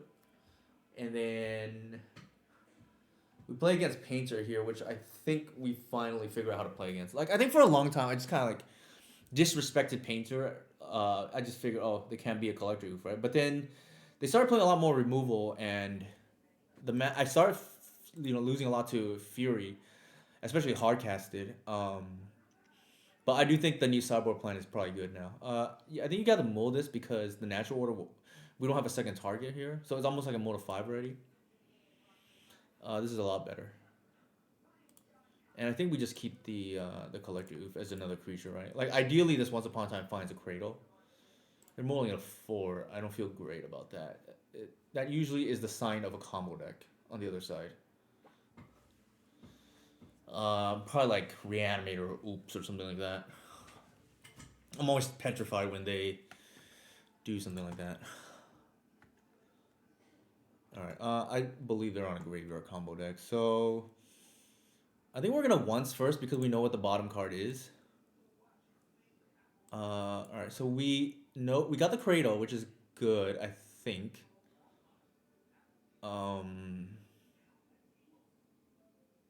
Yeah, so we got the Cradle. We're gonna play the Reclaimer and hope we get another turn. Right? Like, that's all we can hope for.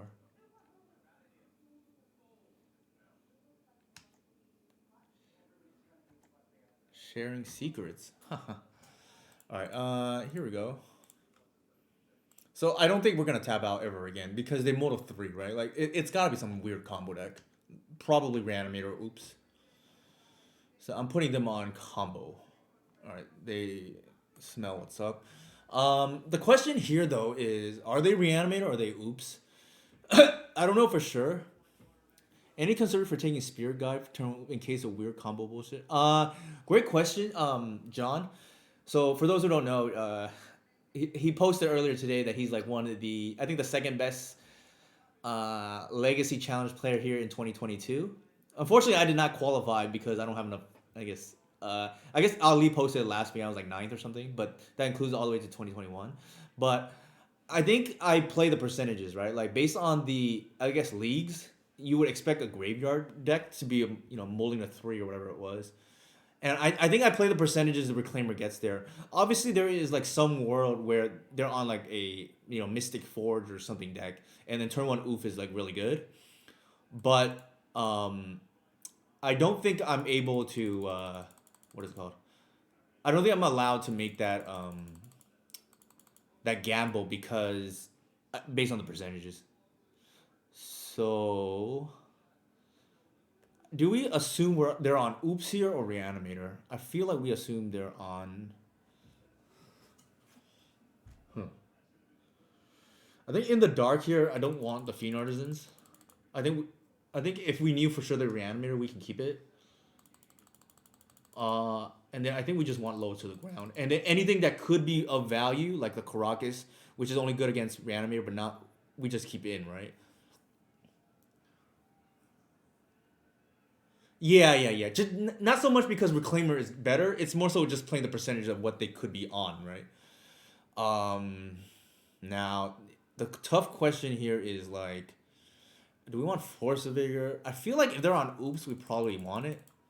We can probably cut Agents too slow, and I think we can potentially even cut Chris, which is good against Reanimator, but probably too slow. Again, we're guessing what they're on, right? We don't know. We're assuming this is not gonna get it done. I think.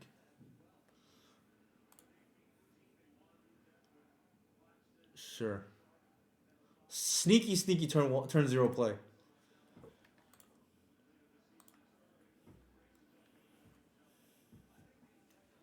I think the based on how aggressive they're mulling, I feel like they're on oops all spells. So that kind of confirms oops all spells.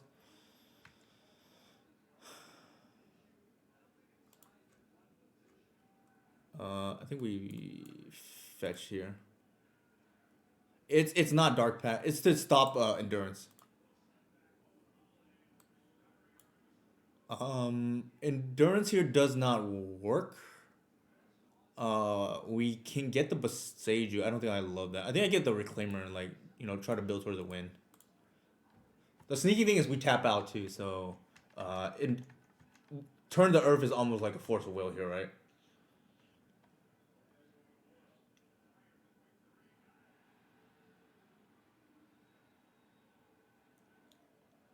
Yes, Leyline is usually an oops card. That is definitely true.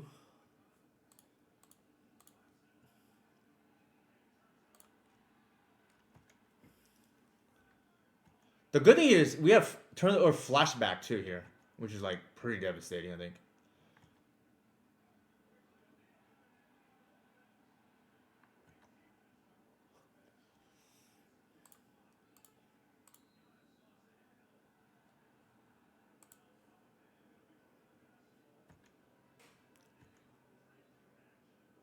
All right. How much damage is that? I think that's 20, because the normal base damage is 16, and then they both get the +2/+2 each, so that should be lethal.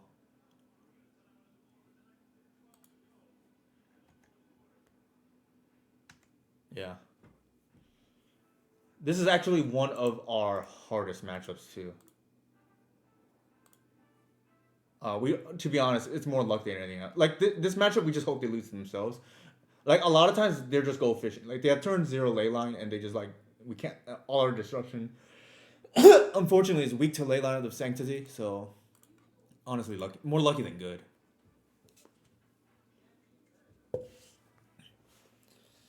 So far, so good. I will say. Deck feels really good. We even got to hold up turn the earth, which was like pretty relevant there. I think we boarded in Chalice too, but we didn't draw it. But it could be relevant there. Chalice is a innovation I got from Eli and the Goblins community before an LCQ that ended up winning recently to qualify for the most recent showcase qualifier. Literally that day, I asked the Goblins community, "Oh, why do you guys play what's it called, Chalice as a 1 or 2 of in the sideboard?" And they kind of confirmed what I suspected, which was to diversify hate, and for them, uh, being a tribal deck as well, I figured I should try the idea that they had. I never tried it before because I figured it was worse than Mindbreak Trap. But the problem is Mindbreak Trap, like especially if you look at the spreadsheet that I made. Okay, where is it? The raw score is actually quite low, right? Like, um, compared to everything else, because it doesn't actually come in a lot of matches. Whereas Chalice of the Void, can randomly come in against like Shadow for us, can randomly like hose 8 casts, things like that.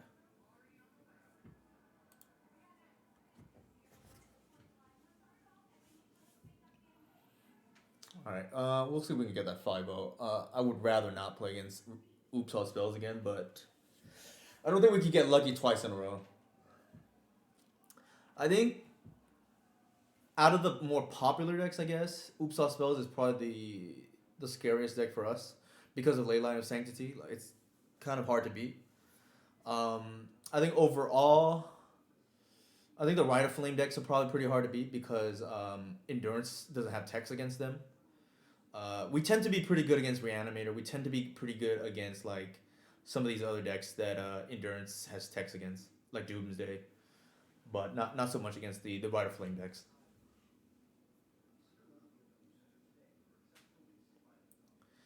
My record personally against Doomsday, I guess I can bring it up here.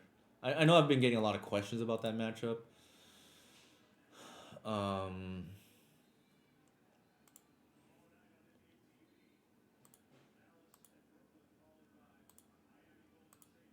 looks like I played 6 matches recently and won 5 of them, so pretty good, right? Of course, that sample size is just like whatever, because it's just leagues, but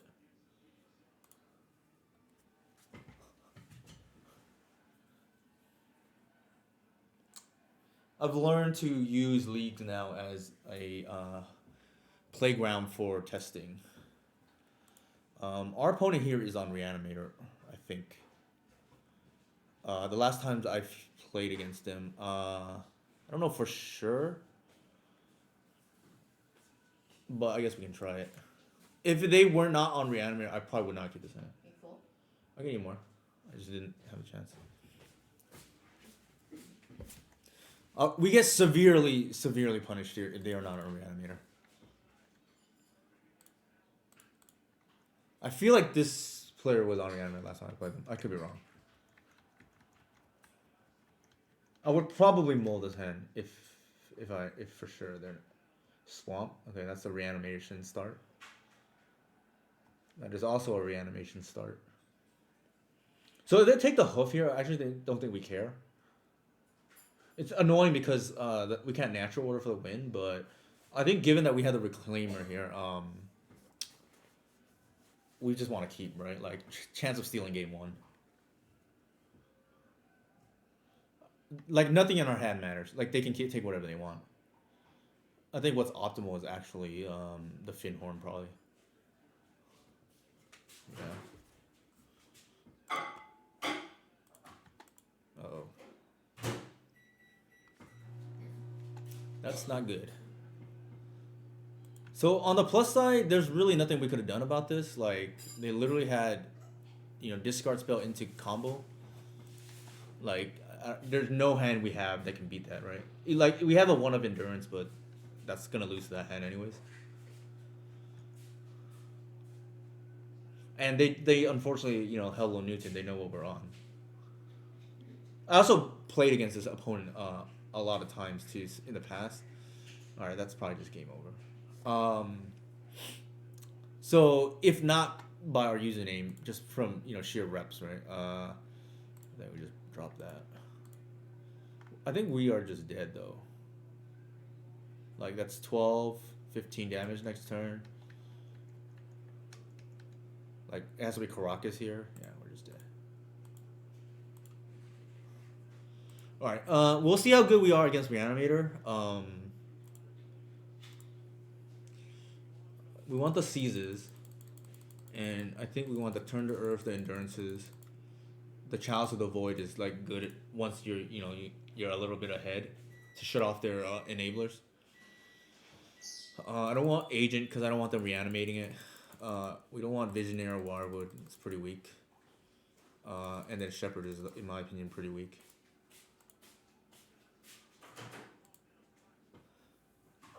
I feel okay about our chances here.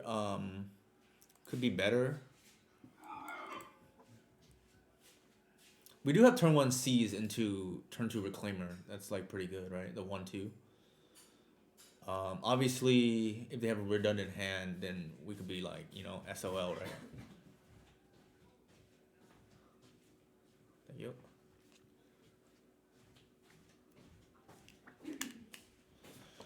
Playing Reanimator for the 5-0. Definitely something that is common in leagues for me. I think I've had more 5-0 bosses be Reanimator than maybe any other archetype.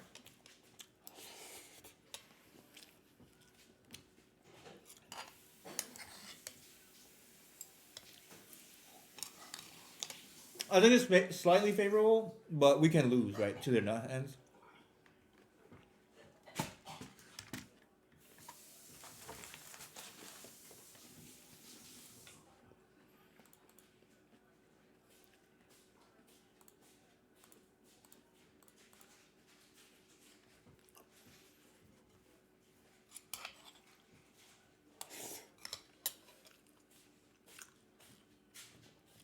Dossies, Entomb. So I guess we'll take the Entomb.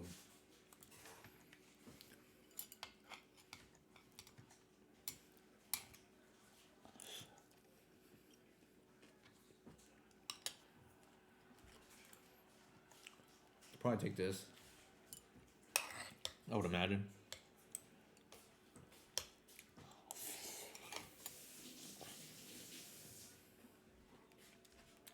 Oh.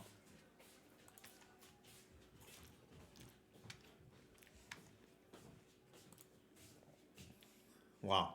That's actually insane draw right now.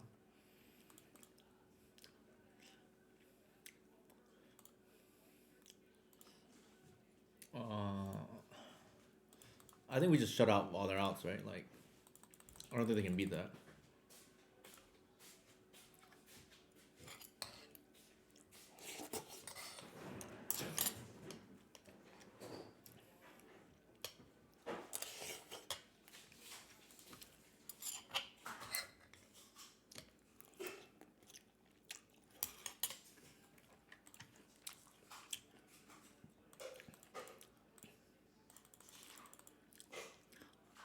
I guess they could if they unmask themselves or show and tell, but it's asking a lot.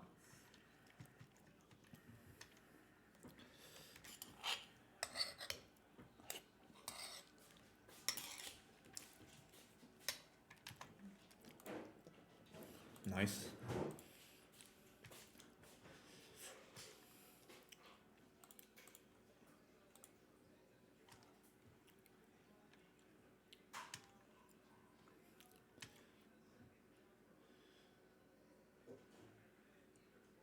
Actually, I messed up. I probably should have got Reclaimer. Alright, it's too late.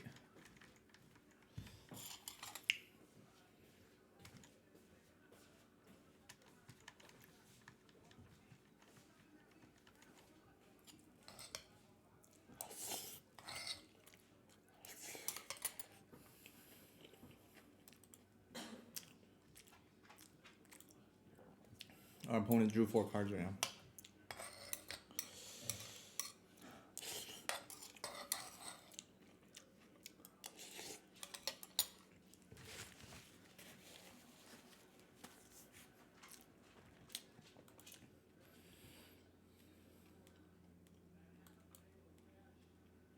That's pretty good.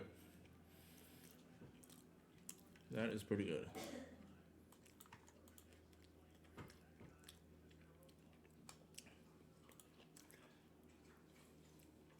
Got 2 pieces of hate.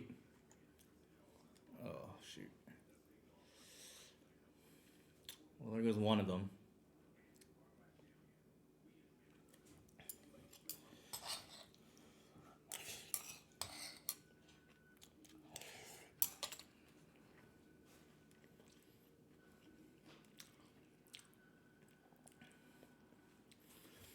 It's possible here that Chalice is gonna cost us because they may have a turn two, and we might not get a second turn.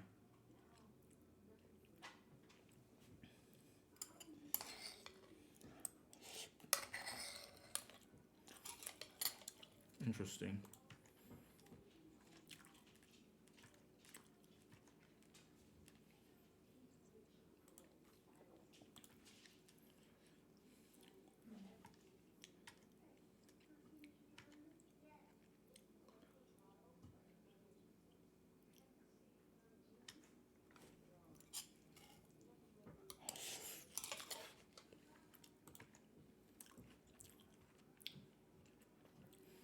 I think what I'm gonna do here is to play around show and tell.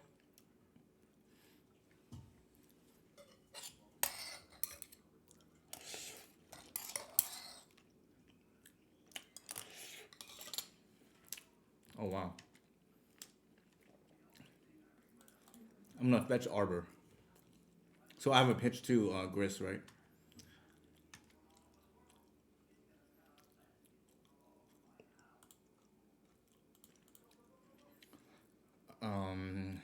I think we do it now and try to lock them out.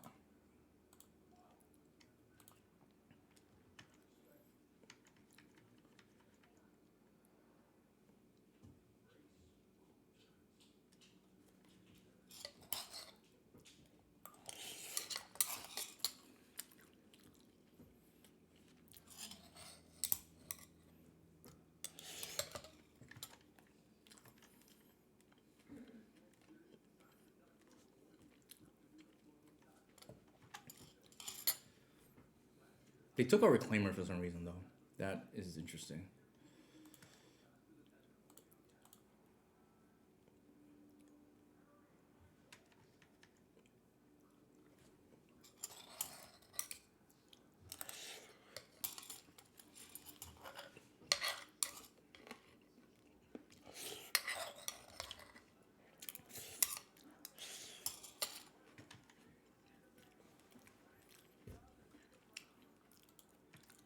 They took the Reclaimer again. Interesting.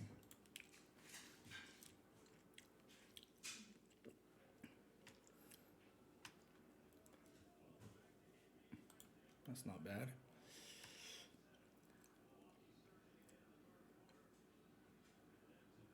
Oh, that's a mistake. I should be doing this.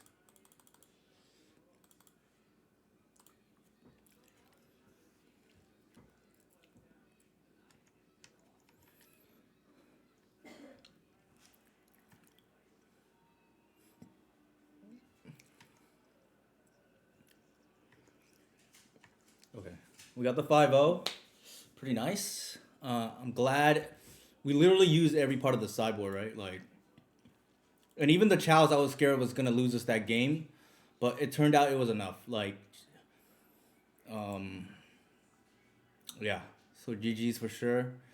You know, got number 6 right here now. I'm gonna bring up the sideboard here in case anybody had any questions. Here are my socials again. Obviously, the thing that is like most interesting is how we arrived at the sideboard, and here's the optimizer that I was talking about at the beginning of the stream, and this is what's on my Patreon. Like, you can use this to you know, help craft your sideboard, which is what we're doing now. Like, I was asked, "Oh, we just finished with Mindbreak Trap?" I would say not 100%, but like outside of, you know, the Epic Gamble and the Epic Storm just being everywhere, right? That's where Mindbreak Trap is probably the best, right? Like here, I got a 1 rating for the Epic Storm. I just don't see myself probably using Mindbreak Trap going forward because I think this deck is like built almost like a fair blue deck now, in the sense that we just want high density of sideboard hate, and we don't need narrow answers because I think the deck is like, you know, up there with Moonstompy. Shout out here, XJ Cloud, John Ryan Hamilton, as the two best decks I think in Legacy. I think I had them ahead of Delver, and I have Doomsday's probably fourth. Those to me are like the four best decks because what they share in common. Yeah, free spells are OP for sure. Force of Vigor, notably. But what those four decks share in common is they're all strong, right? Like the power level is high. They're all difficult to hate out. I've like found myself very difficult to hate out like Moonstompy. And actually, speaking of which, shout out to John Ryan Hamilton. Like, um, between he and another what's it called? Ryan Fisher is the reason why we started playing a Spirit Guide, and even Matt Sabo, Punishing Waterfires, is playing 3 copies. I'm playing 2 because I like the one crop rotation split to, another hate card against graveyard decks and Merit Lage decks. It's also nice as a 5th crop rotation. I don't really want to draw both, right? Like, and if I do, I rather one of them be a crop rotation instead, which represents an arbor if need be. It's come up. But long story short, right? Using mathematics to essentially build your sideboard now, right? Based on like how relevant your metagame is. Obviously, this is all customizable. You can put whatever numbers you expect. This is just numbers I got off MTG Goldfish as of October 24th, which is when I posted this on my Patreon site. I'd be more than willing to discuss this with anybody who is interested in this offline, because I know this is like pretty nerdy, but. The other thing is the numbers. Obviously, you can use whatever system you want as well, right? I just happen to use, originally I used 0, 0.5, and 1.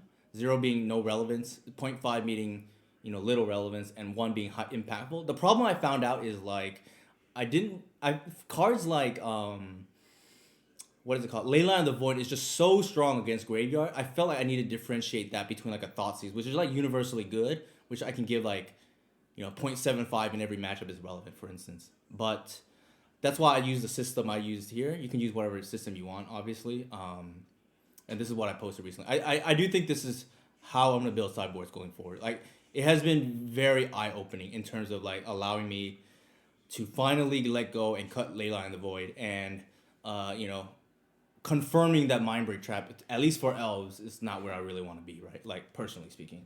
I never really liked Mindbreak Trap, but this is just an easy way to just like, if a person Rider Flames me and kills me turn 1, then so be it, right? Like, I think the Turn to Earth has been very impressive. It, was insurance and helped us win against the Oops All Spells player. The Force of Vigors have just been absolutely bananas. Like, I cannot stress how good this card has been. Who knew, right? Free spells, as mentioned here in the chat.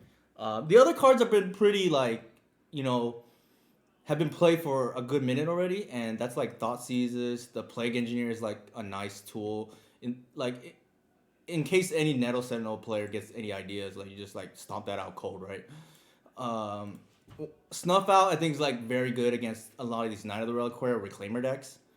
And then obviously the best card in the sideboard is Endurance, and it actually justifies why Turn the Earth is actually reasonable, because it's just a poor man's or poor woman's endurance, right?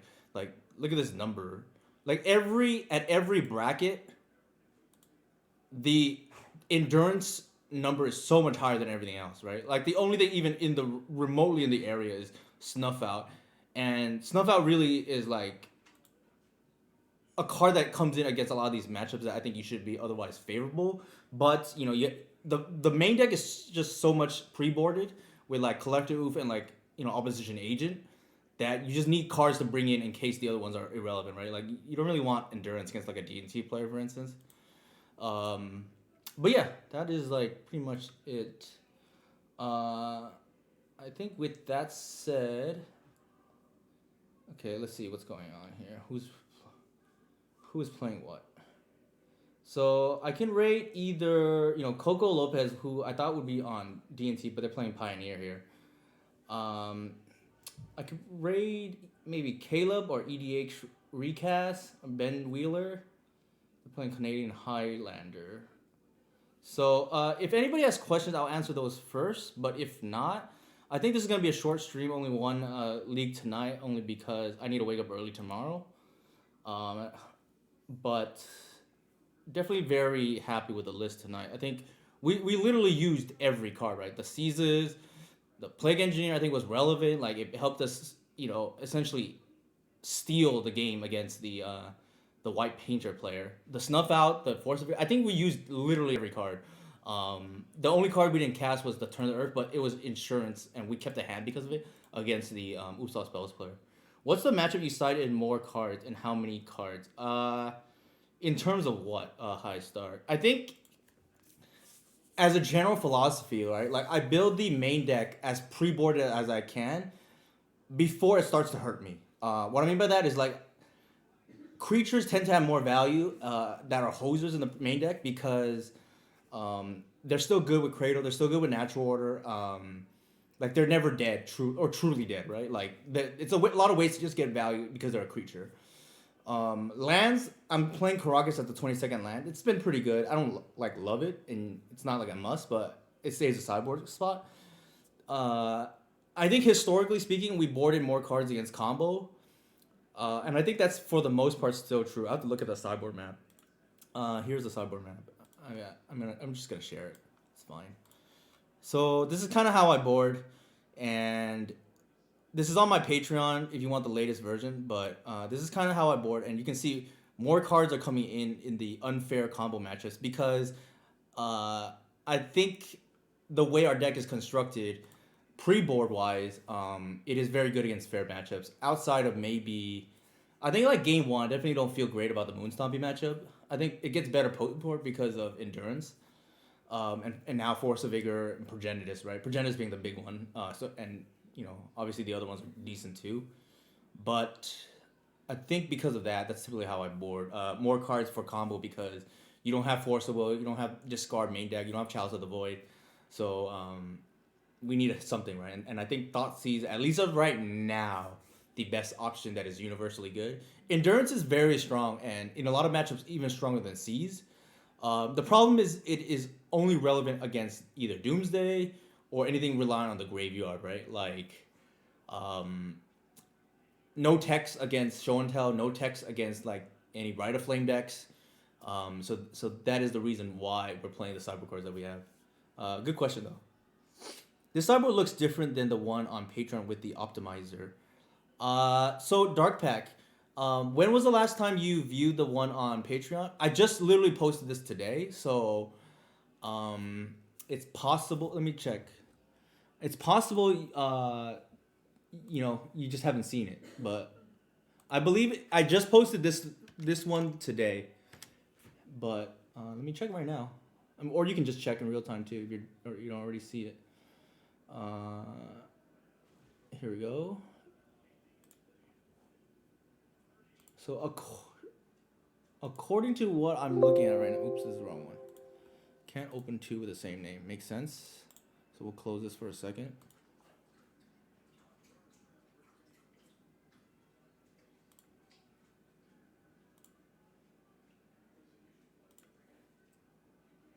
So this is the one from Patreon, and I think it's correct, right? It's a Chalice of the Void, so.